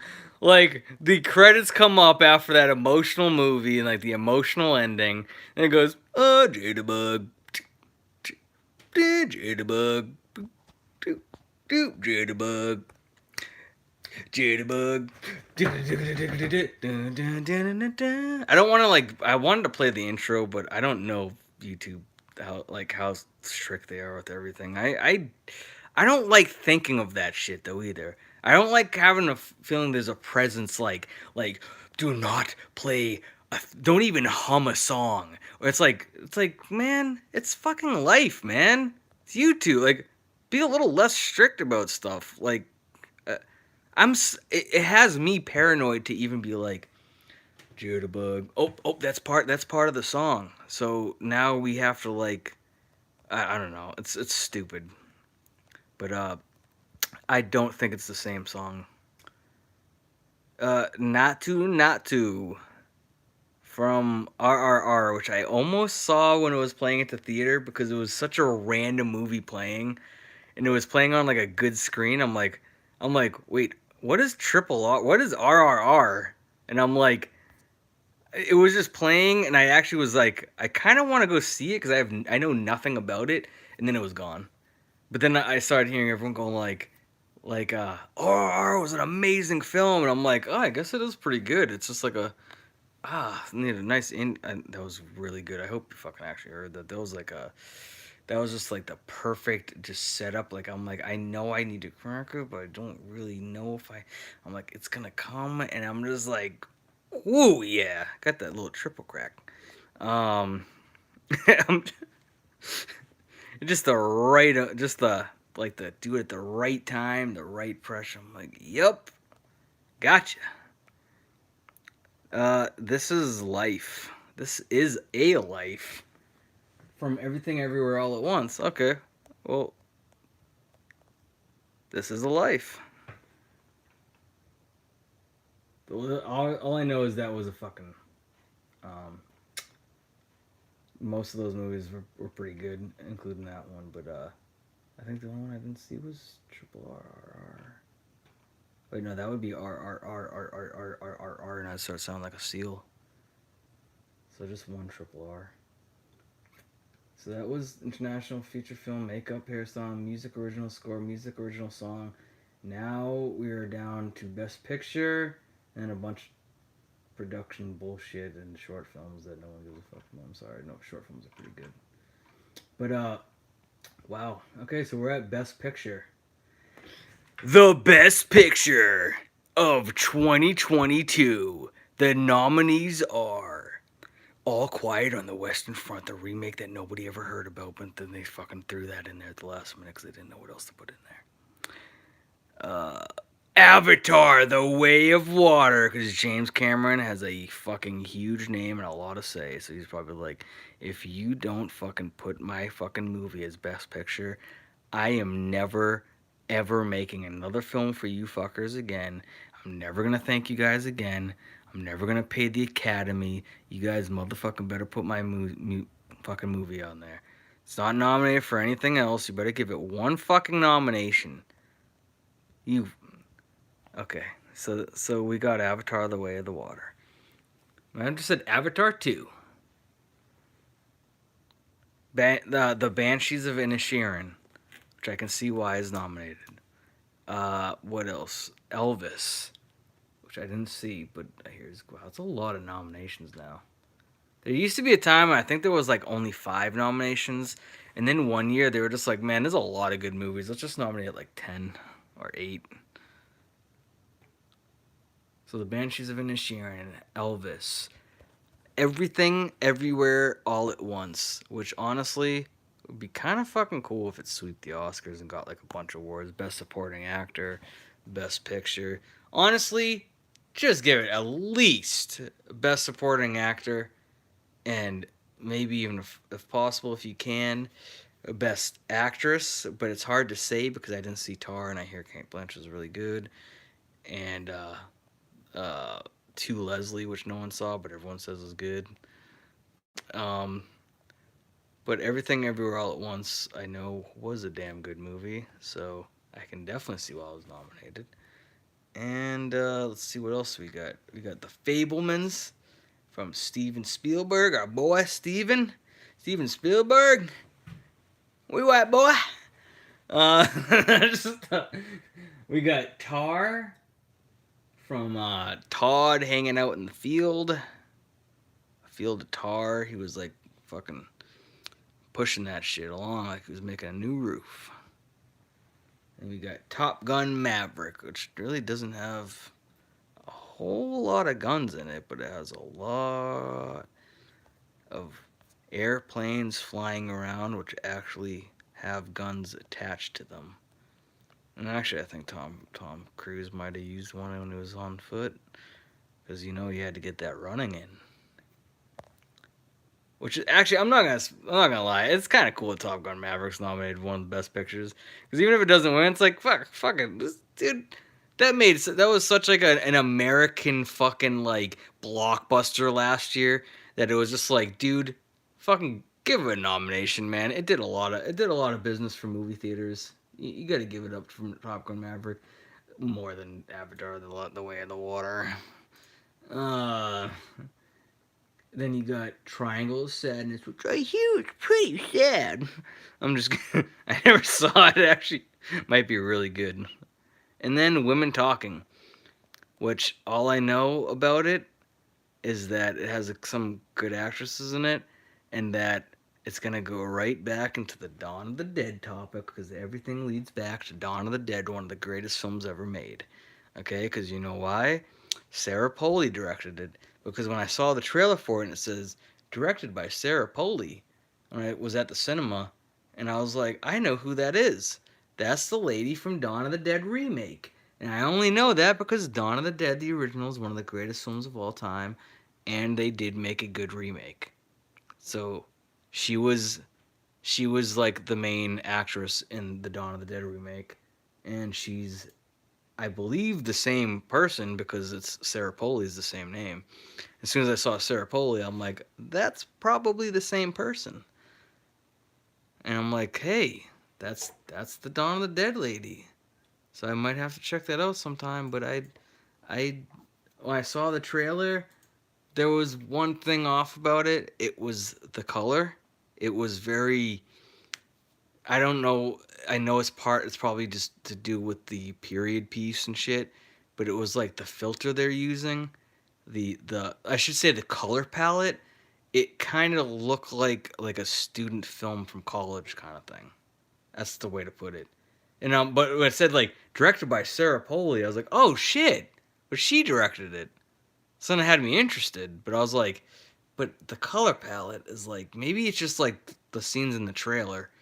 But watching it in the cinema, I was just like, yeah, I mean, it could be a good movie, but it just like that color palette is just, it just makes me feel like I just put a sepia filter on my phone, or not even that, but it was like a different grayish like color that it just felt off. It just felt like they didn't need it. I guess it just looked like it was unnecessary, but it was used for effect. I'm like, eh. So I don't know how that movie is, but those are the choices. And now let's go to the shit that they kind of like throw in there, because they're like, oh, let's okay, production design. Okay, the nominees are the All Quiet on the Western Front, the remake that no one ever heard of. Avatar on the Way of the Water, because James Cameron's going to be really pissed off if he doesn't fucking nominate it. Babylon, that's a 3-hour movie as well. Probably does not need to be 3 hours. Elvis, the 2.5-hour movie with Tom Hanks face melting. They call me the villain. And The Fablemans, the obligatory filmmaking, the filmmaking movie about filmmaking, where it's a filmmaker who makes a film about filmmaking, and the Oscars absolutely love it every time, because it's like, man, we can relate, because it's about making movies, and guess what? That's a good movie. And I actually hear that movie's actually pretty decent, so I might actually check it out. But I'm just saying, it's no wonder it's not. I mean, you got Steven Spielberg. He's a fucking amazing, legendary director. and it's basically him making like kind of like a sort of like a biopic on himself, but not exactly because it's you know. But anyways, that's production design. Now we're gonna rush the short film. Okay, The Boy, the Mole, the Fox, and the Horse. Well, that's actually didn't come out too bad, I guess. I didn't even expect that to be the title. Now I want to say it again. The boy, the boy, the oh god, now I'm fucking up. Okay. The Boy, the Mole, the Fox, and the Horse. The Boy, the Mole, the Fox, and the Horse. The boy, the Mole, the Fox, and the Horse. The Boy, the Mole, and the Fox, and the Horse. The Boy, and the Mole, the Fox, and the Horse. The Boy, and the Mole, the Fox, and the Horse. The Boy, the Mole, the Fox, and the Horse. The Boy, the Mole, and the Fox, and the Horse. The Boy, the Mole, and the Fox, and the Horse. The Boy, and the Mole, the Fox, and the Horse. The Boy, the Mole, and the Fox, and the Horse. The Boy, and the Mole, and the Fox, and the Horse. The Boy, and the Mole, and the Fox, and the Horse. The Boy, and the Mole, and the Fox, and the Horse. The Flying Sailor. Ice Merchants. My Year of Dicks. What? The ostrich told me the world is fake, and I think I believe it. Is the year of what? I didn't. I was reading that from my cell phone. I wasn't even reading that from the fucking screen. So I was kind of like zooming in, like, wait, did I just read that right? My year of dicks. An ostrich told me the world is fake, and I think I believe it. Actually, that sounds like a cool fucking title right there. Actually, I kind of like the first one too as well because I mean, I like foxes and I am a boy, and I do like horses. They're around, and I have nothing against moles either. So I am kind of curious about all those, except that one is a different type of curiosity because I didn't expect to read that, and I was like, I just felt like I just got trolled. Like that, they only made that title so that eventually someone would just read it out loud and be like, "What the fuck did I just say?" That was just that,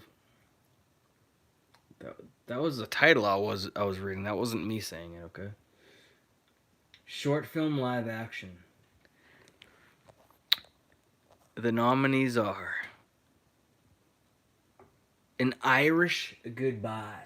Okay, I might have to watch that because I have some Irish blood, so I'm interested. Evalu. I have no interest in that because I have no idea what it's about, and I don't even know what the hell that is. But maybe it's a really good movie, and if I don't check, I'd be like, it's one of my favorite short films I've ever seen if I saw it. But it's Evalu. I don't know what I'm saying. Just like les pouple.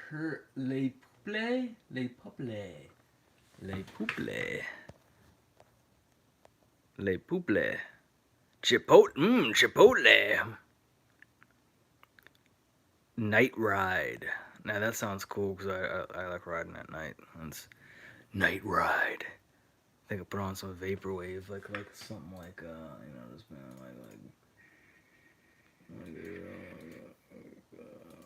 just put a sample like what Night Ride. You know what I mean? Just like it's like a little example.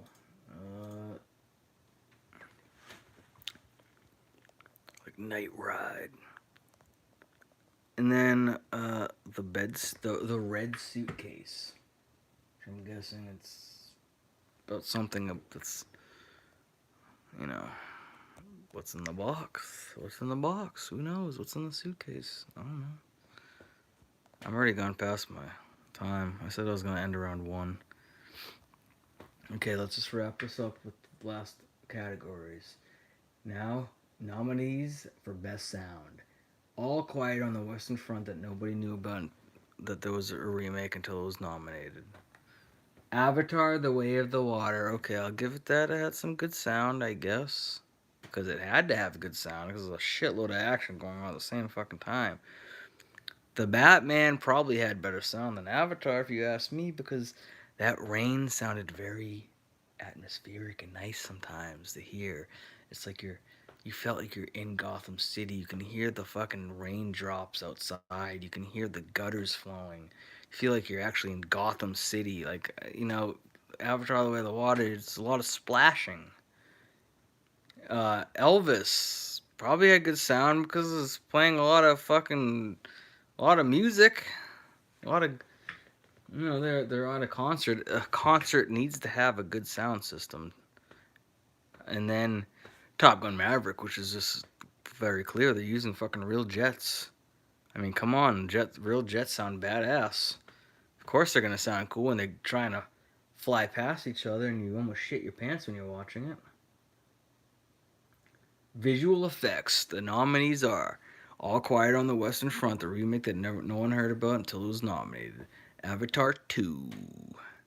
Obviously. That would. Okay, you see, this is where it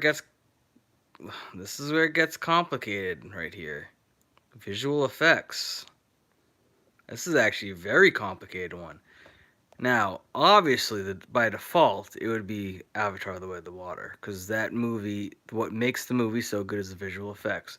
Absolutely, it probably would be Avatar 2, because without those visual effects, the movie would be fucking complete ass. So I would think that would win, because it does deserve it. This is a category. Absolutely, Avatar deserves to be nominated. Without a doubt, Avatar 2 deserves that nomination. Okay. But then you got The Batman, which actually had really good visual effects as well. Like, quite a lot of good visual effects. You got You know what's not on there? Thor, Love and Thunder. That would be fucking funny to see. Like, the visual effects when the face pops up from whatever fucking device they used. That was kind of weird looking. That was just like, wow, some of these effects they didn't finish these. But the Batman actually had really good effects. Black Panther Wakanda Forever had really good effects because one of the worst things about the original Black Panther was the last fight looked like really bad effects fighting each other. Like, it looked like not even Power Rangers, because Power Rangers, they use real suits. So it just looked really weird. Like, you see this really good Black Panther movie, and then it ends with like them falling down constantly until they hit the train track. And I'm like, okay, I know these suits take a lot of damage, but you guys just fell like at least a couple miles, like a couple buildings worth, and you landed on a train track like nothing.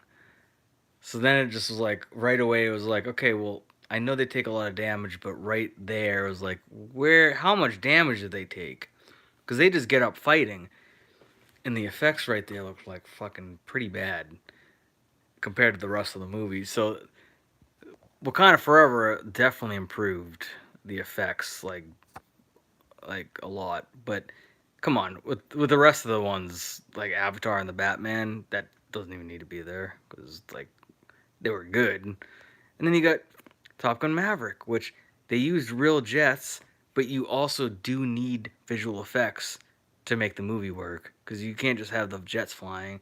And the way they blended everything together, it's kind of like when they blended like, not it's nothing alike, but you know how like back in the 90s you needed special effects to make Jurassic Park work because you had all the animatronics which were awesome, but you also needed some visual effects to blend it together to make it all seamless. And that's kind of like Top Gun Maverick, like you take real shit and you have to mix it in to make it just flow where it works, and they do it. But it's still not the best visual effects. As much as Top Gun Maverick, I think deserves a nominee, not Best Picture, but a nominee for Best Picture over Avatar 2. They're both nominated Best Picture, but I just feel like Top Gun Maverick at least deserves the nominee more. I think like something like honestly, if that one, I'd be like, if Top Gun, I'd be like, that's kind of cool. Like it like really brought back audiences in a cool way, and it gets Best Picture. But at the same time, Everything Everywhere at Once, like movies like that, it brought in a big enough crowd for an independent film that was very impressive. Like A24 made a shitload of money with that movie for the right reasons because it's an original movie. And you had all these other superhero movies with the multiverse, and then you had that multiverse, which was so insane, but it made sense. Like, and everything all at once, like, they actually made the multiverse, like, make a lot of sense. And in the superhero movies, it's really just to bring back cameos. You know what I mean? Like, that's like the tool they use to be like, let's bring back another cameo. Let's bring back another character that we killed off through, you know, through alternate timelines. And something like everything everywhere all at once, they actually like they made it part of the story and made it work. And okay, now we're wrapping up pretty much. Writing. I'm very interested in writing. I'll maybe gonna. I've always liked writing. I'm weird. I always liked writing more than reading. It's. I don't know if that even makes sense. Cause I don't really read much, but I do like writing. And maybe you can tell that by the way I'm like talking about a bunch of random shit all at once. Everything everywhere all at once. And I like details. I like reading details and shit. I like sometimes I do like it's now I'm just getting sidetracked. Let me just get with the fucking screenplay. Writing nominees. Wow. You know, I might have to check it out, but for everything, I mean, for nominee All Quiet on the Western Front, the remake that nobody heard about until it was nominated, I'm actually slightly interested only because how the fuck did it get so many nominations and came out of nowhere? But I don't want to take someone's opinion for like as like everyone else's, but what I heard from their opinion was like it was just like kind of like pointless. I don't want to, actually I don't want to say too much about it without seeing it myself. But from what I heard them say, it's kind of like they just like they were surprised it was nominated, and especially with like I've watched plenty of war movies with him, and to hear him say he wasn't really a fan of it, I was like, okay, I don't even know if I want to see it then, because I've watched plenty of war movies with him, and I like most of them, and it's like, well, if he doesn't, I'm like, I'm still probably gonna watch it, because like I do watch a lot of movies, but I'm not in a rush to see All Quiet on the Western Front, the remake that no one ever heard of until it was nominated. And then Glass Onion and Knives Out Mystery. I watched the first Knives Out right after I had Thanksgiving dinner, and it was like Black Friday. The mall was opening at midnight, so I saw like the latest Knives Out, so that way when Knives Out was ending, I was walking right into the mall at midnight because I like going to the mall. Not like everyday type thing, not like that shit, but just like I like the mall aesthetic because of Dawn of the Dead. Thanks to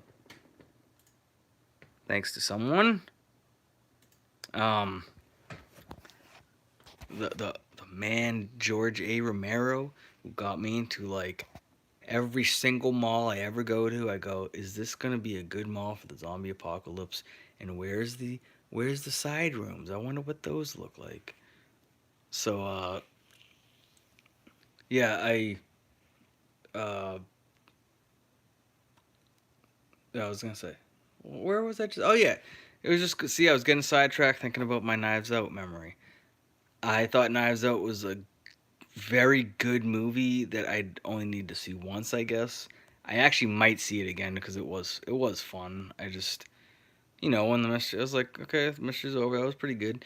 But I just remember it feeling like I liked the fashion of it the most for some reason. It just felt it took place in the fall. It felt like a very like they released it around Thanksgiving for a reason because it was a good like you go have Thanksgiving dinner and then you go see a murder mystery. But I never saw Glass Onion. And honestly, if they played it at theaters longer, I probably would have. Because I like seeing movies at the theater, and I haven't really watched Netflix that much lately. And I know Netflix is obviously insanely popular, and a lot of people say this is good. I just haven't really cared to go on Netflix for a while. Like, I mean, I've been going to the theater a lot, and when I think about it, I haven't even really gone on Netflix once this year. Like, I've seen Megan and all these other movies that have been coming out, even Plane and shit, but I haven't really been on Netflix this year. And I probably will maybe this weekend or something. I'll just go on Netflix. But I mean, I was at my friend's house and we were watching something, but that was on like YouTube or Hulu, so even that doesn't count. That wasn't Netflix. So I haven't. I eventually will probably watch Glass Onion, but I haven't yet. Living. Damn, I should just go through the categories and then talk about it. Okay, All Quiet on the Western Front, the remake that no one ever heard of until it was nominated. Glass Onion, and Knives Out Mystery. Living with Bill Nighy. Bill Nye the Science Guy, except not that guy. It's another Bill Nighy. I was about to say Tom Gun Maverick, which basically is Tom Gun Maverick. Top Gun Maverick. I mean, yeah, it had good writing, but as much as I'm kind of like a fan of Top Gun Maverick, I'm not. I mean, the writing was like, it was good, but it was. I'm pretty sure the other ones probably deserve it more. Because it was Top Gun Maverick. I mean, it's pretty easy to write a top.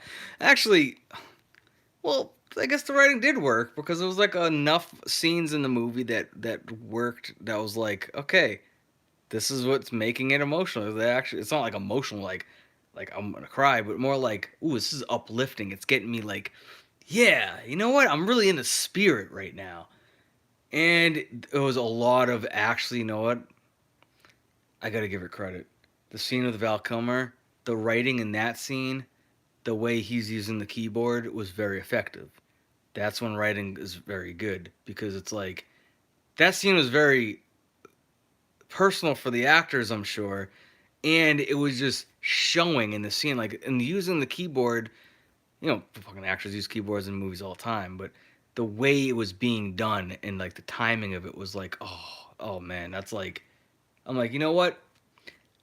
I can see why it's nominated, but I haven't seen Women Talking, but I wouldn't be surprised if the writing in that's even better. To be totally honest, I mean, come on. I mean, Top Gun Maverick's a good movie, but it's like, really nominated for writing? Okay, I'm kind of surprised, but that's one category I'll say I am surprised. I don't even know why Top Gun Maverick's in there, but okay, I gave it a few reasons, I guess. But all right, I'm doubting that's gonna win. I mean, I would think like Glass Onion or Women Talking or Living. Or, fuck the other one. Those other three though, I can definitely see being nominated. I'm just surprised Top Gun Maverick is for writing. I wouldn't think nominated for best writing. Top Gun Maverick. It's like, no, that movie's a kick-ass movie, but honestly, I can even see it winning Best Picture if it won, but just not for like writing. You know what I mean? And then the last category. We're down to the end. Okay. I said I was gonna end at round one. It's past that. Okay, so writing, original screenplay. We have the nominees are The Banshees of Inisherin. I can absolutely see winning. Just like I can absolutely see Everything Everywhere All at Once winning. The Fablemans. I'm sure it's good writing, but actually it is about a story probably, so I'm sure it has good writing. I just don't. Tar, I can definitely see having good writing. I just haven't seen it. And Triangle of Sadness, I can picture having some pretty sad writing. But from what I've seen out of these three, I've only seen these two. Fablemans, I'm always about to see because it's always just playing, and it's like, oh, it's still playing. Oh, I kind of still want to see it. Maybe, maybe not. It's always just kind of still there. I still kind of want to see it. I kind of don't. The name alone just makes me not want to get released. Like the Fablemans. Like, the Fablemans. It's a It's like, hey, let's call it the Storymans, the Fablemans, the Bookmans, the Poemmans. The Fablemans. I don't know. I will see it. I probably will like it. I'm a Steven Spielberg fan. I like Paul Dano. I'm sure Paul Dano. I'll say it this much. I like the Batman a lot.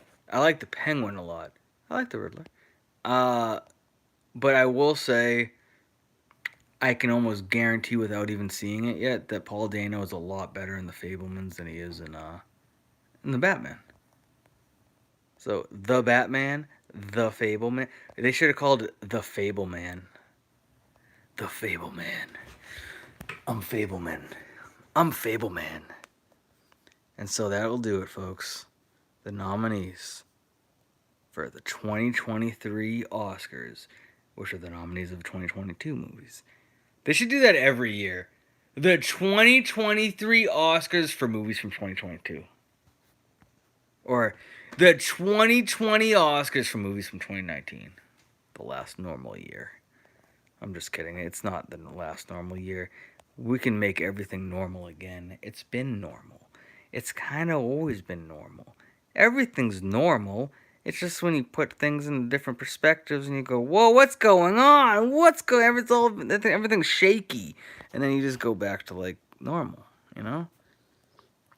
So, The Fableman. Rated PG-13. Directed by Matt Reeves. Vengeance. Well, folks, what do you people think? I never tell people to like and subscribe, but apparently some people did like it who stopped by, and I appreciate that.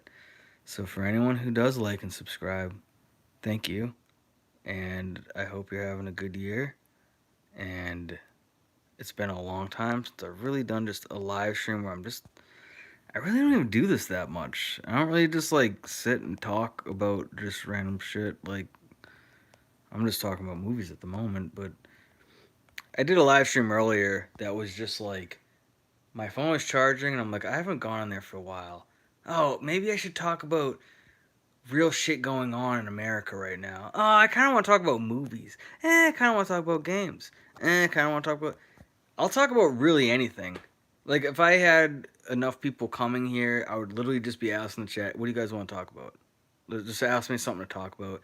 You don't need to, like, give me a super chat to be like, please ask this question, because I don't have enough viewers for that. Maybe if, which I highly doubt, but if there was, like, thousands and thousands going at once, like, I would never fucking see that really happening, but, like, then I can see, like, a super chat being handy, because it's like, then you can be like, okay, I need to see what someone's saying.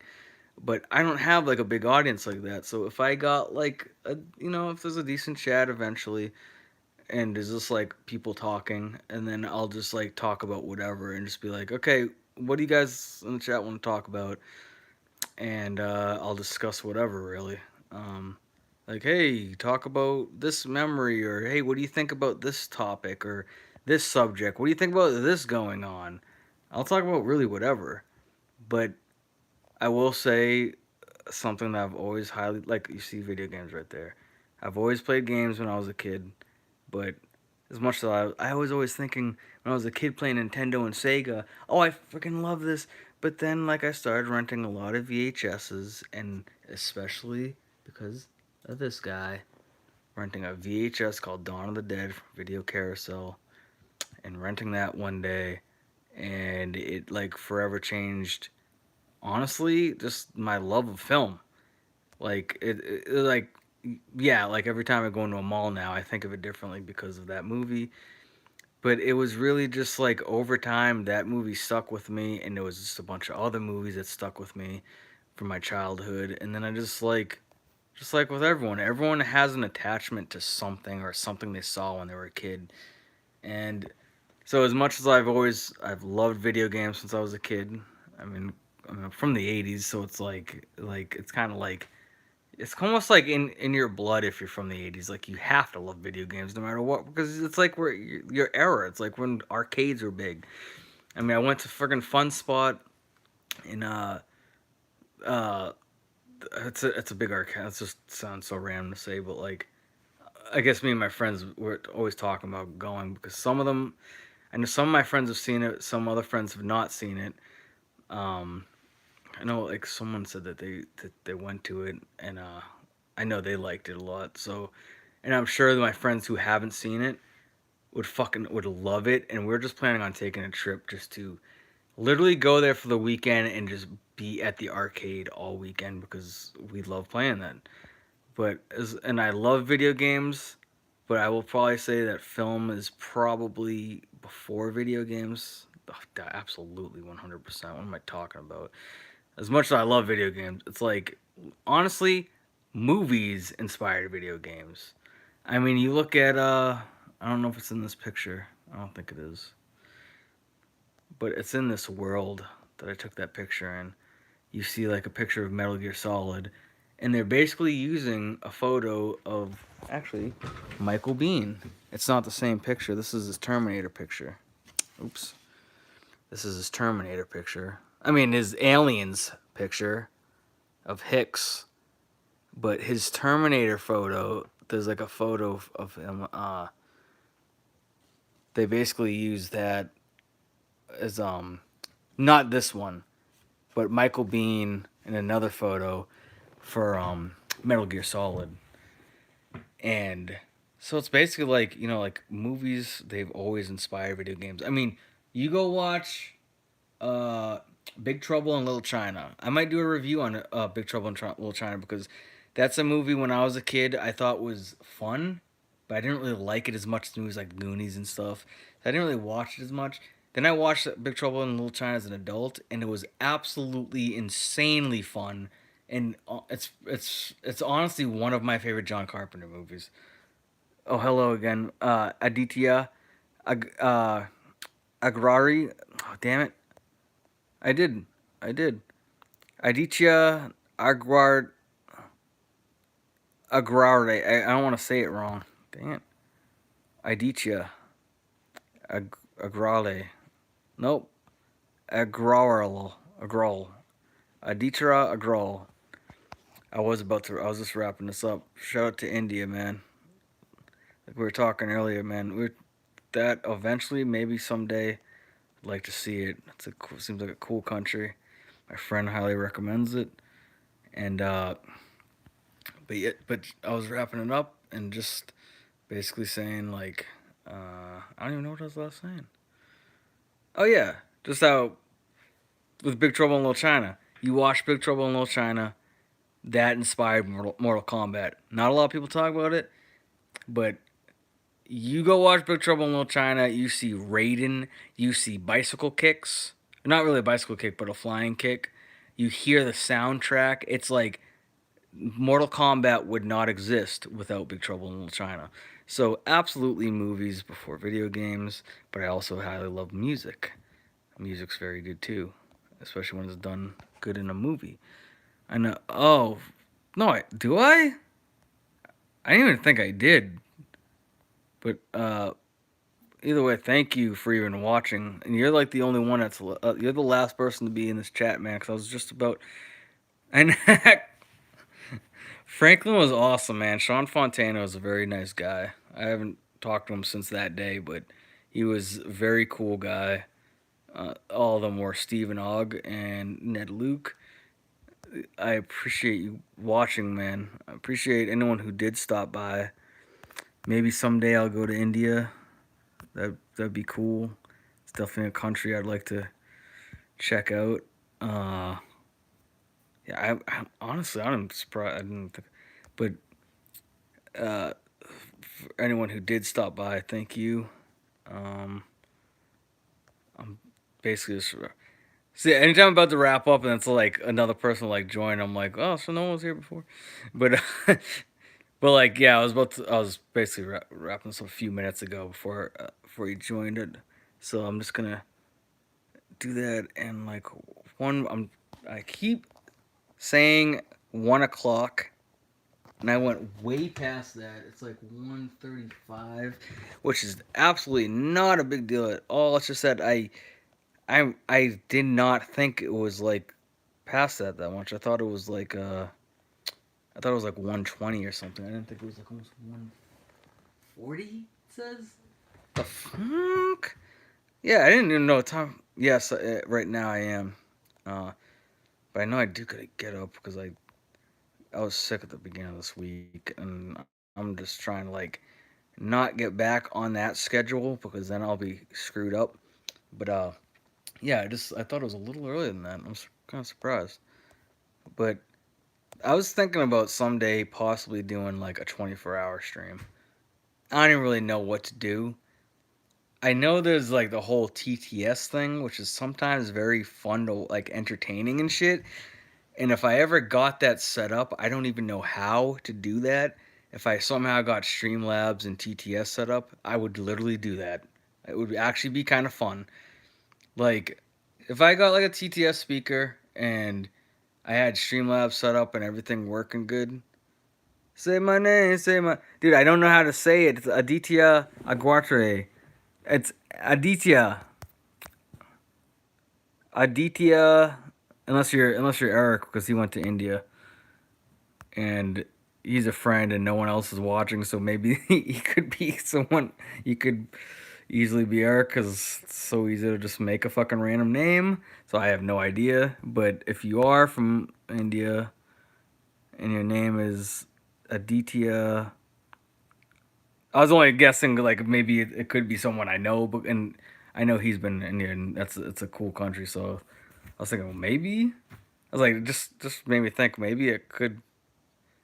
Maybe he's just fucking with me. I have no idea, but because it's saying like say my name, and I was trying, man. I'm not sometimes good with pronouncing names.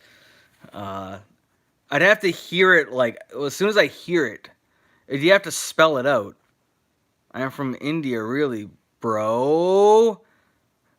But I don't know that. You know what I mean? Like it's so people could easily say they're from India. I could say I'm from Antarctica. It's like, which by the way, I one time watched some like it was like one time just watched the station at Antarctica. Those videos are friggin' cool. I don't even know like I kind of want to watch them again. It was just a station tour for Antarctica, and it was right after I watched like The Thing because I like that movie a lot. John Carpenter. Speaking of John, I'll go back. Okay, it's not the best. Big Trouble in Little China. It's one of his best. It's not his best because you still got Halloween and fucking and The Thing, and Jesus, I mean you got Assault on Precinct 13, which I liked a lot too. So there's like, oh god, The Mouth of Madness. God, you got a lot of ones by him. So I don't want to say that's like his best. It's just surprising, like his PG-13 movie is so damn good. Cause I'm not. I think when I was a kid, I just even though I liked the movie, it was just like not really the greatest to me. I just liked other movies more, I guess. But like rewatching it nowadays, I will say the music in that by John Carpenter, it's like it's I love that soundtrack. It's just like it makes me. I play it when I'm playing video games. I'll play it when I'm playing Alien Isolation. I'll play it when I'm playing like Rocket League and shit. Friggin' Big Trouble in Little China soundtrack goes with everything. It's seriously just every. Do you know Bollywood movie? I saw like Slumdog Millionaire, but that's like a Hollywood Bollywood movie. I don't really watch a lot of Bollywood movies, but I know I think RRR is Bollywood, and that I know that's nominated for like best foreign film. I think. Uh, but just leave it on this. Yeah, and I know that movie is freaking awesome. But yeah, I'm just yes that was I hear is really good, and I almost saw it when I was at the theater, but then it was gone, and then like since I missed it when it was in the theater, it made me not want to watch it for a while because I was like, man, that looks like it was kind of fun, and so I might actually eventually watch it. Maybe I'll actually mention that to my friends. I know it's like a 3 hour movie, but I don't know if I can, man. I Thank you very much. I can't do it. I, can't. Oh, I can only think of like I don't even know. I don't want to say because I don't know if that's if is it Abu from The Simpsons? Like, thank you, come again. I don't know if that's if I don't know if he even is, and I don't even remember that that's his name. I just remember I used to watch that show a lot when I was a kid, The Simpsons. But I don't want to do too much. I, but maybe like another time because I was actually thinking of doing a video where I'm like I just do a random fucking sounds and just act fucking stupid as hell. But like just do like a bunch of no, you shouldn't leave. I'm about to leave anyway, so it's like I was literally just ending like a few minutes before you joined, and thank you for coming, man. I'm gonna leave it with so we both leave at the same time, and thank you for being pretty much the first and last person to watch this, and thank you India because India seems like a cool country, and fucking very colorful like anytime I see stuff from India, it just looks like it's full of color and just like it just looks like if I went there, it would just be a culture shock, and I would just like if I went to Japan, just like go to a new place and just be like, wow, this is just like I'm just in like a new world, man. It's just like everyone like if it's like man, if I went to like even if I went to Ireland, it would just be like all grass there. I'd be like, I'm not used to this much green. And just like everyone's speaking in a different accent and then everyone wanted to drink and go to the bar and I'd be like, dude, this is like a fucking new place. Or if it's Italy or Japan or I already said Ireland or India or just like any of these countries that I've kind of always wanted to see. So yeah, maybe hey, if I ever get a passport, it would be cool to actually do some of that like IRL stuff. Um, like just going outside and just like I do in other videos from like at an event or something. But that's usually if I'm just like oh I'm this is happening. Let me just go live just randomly, and it just go live. I don't have it announced or anything. So I might maybe start to think about like have some more scheduled live streams. Like hey, I'm gonna go live at this time on this day, and then start doing it more and more and more and more, and see what happens. And if I get enough, and like I go to another country, I'll friggin' record some of that. Not maybe not all of it.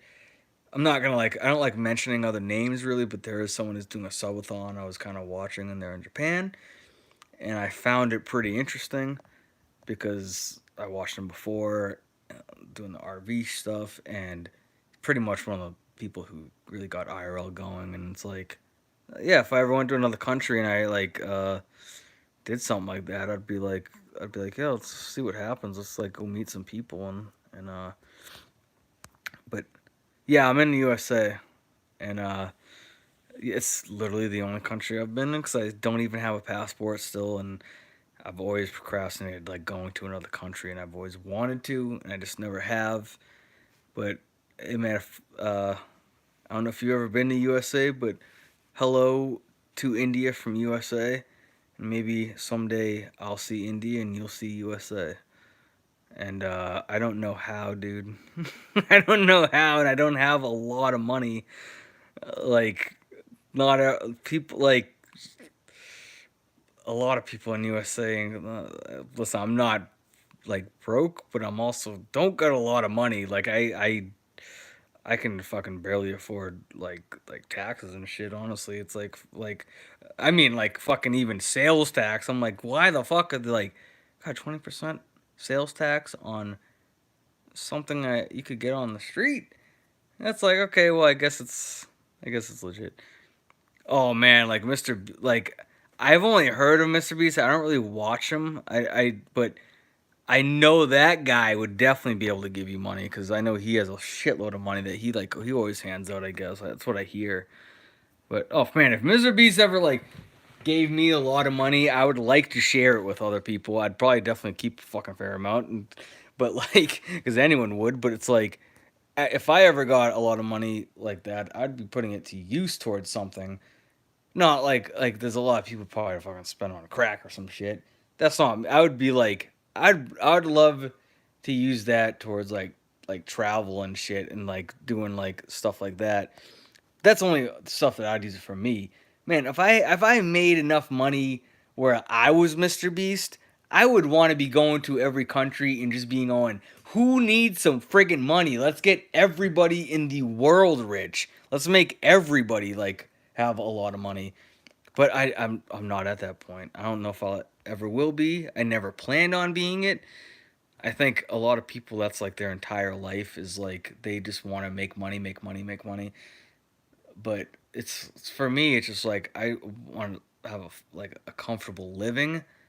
But I guess nowadays, I mean, it really is like that with a lot of people. It's like their goal is to just be rich, and man, there's plenty of stories that just like just recently I won't even talk about it, but just randomly just walk past the TV and you see this like this mansion, this huge house, and there was a murder suicide, and it was like wow, like it just shows that even when you have all that, it's like you're not completely. It's not gonna solve everything, and they did a murder suicide, and it's like disgusting to think about, and it's just like man, you know, I want to just have a comfortable life and be happy. But if I ever got rich like Mr. Beast, I'll say it right now, I will definitely do my fair share of helping people. And I'm sure he's probably helped a shitload of people. I just don't know a lot about him. I know that he's has a lot of money and he likes giving it out. That's all I really know about him. And I think the only time I ever saw like I saw a picture of him and maybe a video. I knew he had like a mustache or something. And it was actually pretty cool looking mess. I'm not gonna lie. I was like, okay, so I know his face. I know he has a face, and I know he has a shitload of money. And yes, oh man, if you ever want to hand someone to me, it's like, you know what I would say to him if he ever goes, "Hey man, I'm gonna give you fucking $10 million." I would tell him, "I'll keep a million. The another 9 million would go to a million would go towards splitting between family, and then you got what else? You got like 9 million. I mean, you got 8 million left. You're gonna spread that to a bunch of different charities, all types that are legit.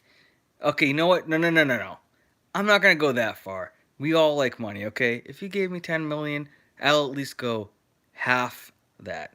Okay, so I'll keep half of it, the other half charity, because you know what? Fucking 5 million. You gonna give someone 10 million? Fucking a million is a shitload, dude. $1 million. You could do so much with. So it's like you don't really need 10 million. It's like you just a comfortable living. Like you don't even need to live. You don't even need a million to live comfortably.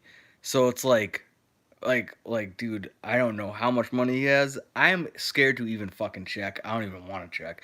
That's the type of shit that I don't really like looking into because it's just like, that's just like you're like it's almost sickening when you see that that much money even exists in the world because it's just like I watched recently a documentary about like the coldest place on Earth, and it was like just talking about their way of living, and it was like somewhere in Russia.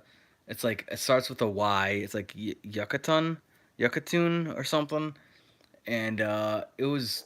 I almost felt emotional watching it, and it was nothing emotional about it. It was just beautiful. It was just like a family just living in those conditions, and they had actually a really comfortable house, and it just showed the way that they get their water through ice cubes, and like the way like they have to get their like child to school, but the you can only go to school if it's above negative 65 degrees, and anything below negative 65 is considered freezing, which normally for us anything below negative is like okay, that's way too cold. But you got these people who are like that, like they're that's part of their environment. That's nothing to them. They're strong because that's where they've adapted to. So it's like, you know, the kid was it was like -40 that day, -40 degrees. So they're getting the kid prepared. They send the kid off to school, and you just see that way of living, and it's like it's actually like beautiful. 'Cause I always like snow and stuff, and it just looks like you have like you see them like going towards town, and it's like lit up with like these street lamps, and it just looks so cool. And it's like you go to this little schoolhouse, and it looks all like neat. And it's like a small classroom, and then it just shows like it shows like the way they survive in that temperature, and it's just like it's like a normal town, but just surviving in such harsh like winter conditions all the time. And I found that shit interesting. And none of them are rich. None of them have like a mansion or anything, but they're just happy. They're with their family, and they're just surviving, and they're like they have a comfortable home to go home to. Like the home actually looks it's like a nice place, but it's not like a mansion, but it's like a comfortable house. And this it was just like almost just like relaxing just watching because it's like you see them like preparing for the day, and I'm like, man, this is like that's life right there. You know what I mean? It's like that's just people enjoying life, and it's just like you don't need to be like a billionaire to be happy. It's like every friggin' advertisement before a video is like it's like always like, "Hey guys, I have a new way to make money. You gotta just." I'm like, "Oh my god, this is such bullshit, dude." Like every time is this is how you make money. This is it's like, where's this like this is how you treat people better. Like, where's all those friggin' that would be fucking cool. but but anyways, I'm the Fableman. I'm vengeance. I'm Fableman, directed by Steven Spielberg.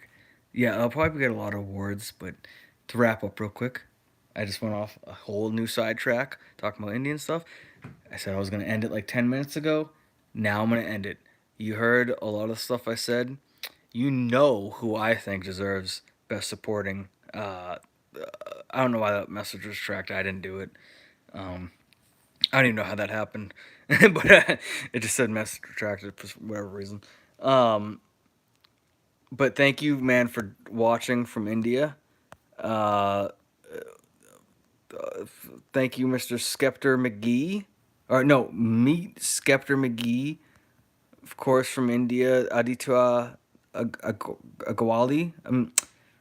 Aguare. Oh, maybe that's what Agrare. Agrare. Aditya Agrare from India. And anyone else who did join, I think I did see a couple, but there wasn't like I know there wasn't that much. But I do. The Abi Gaming one, I think was the first one that said hi. I said it was you, Aditya, but you were very close. You were like a couple minutes later. Unless it's the same person, I don't know. I don't freaking know anymore. But anyways, shout out to India. Shout out to everyone wherever you are, anywhere who's ever watches this, if anybody.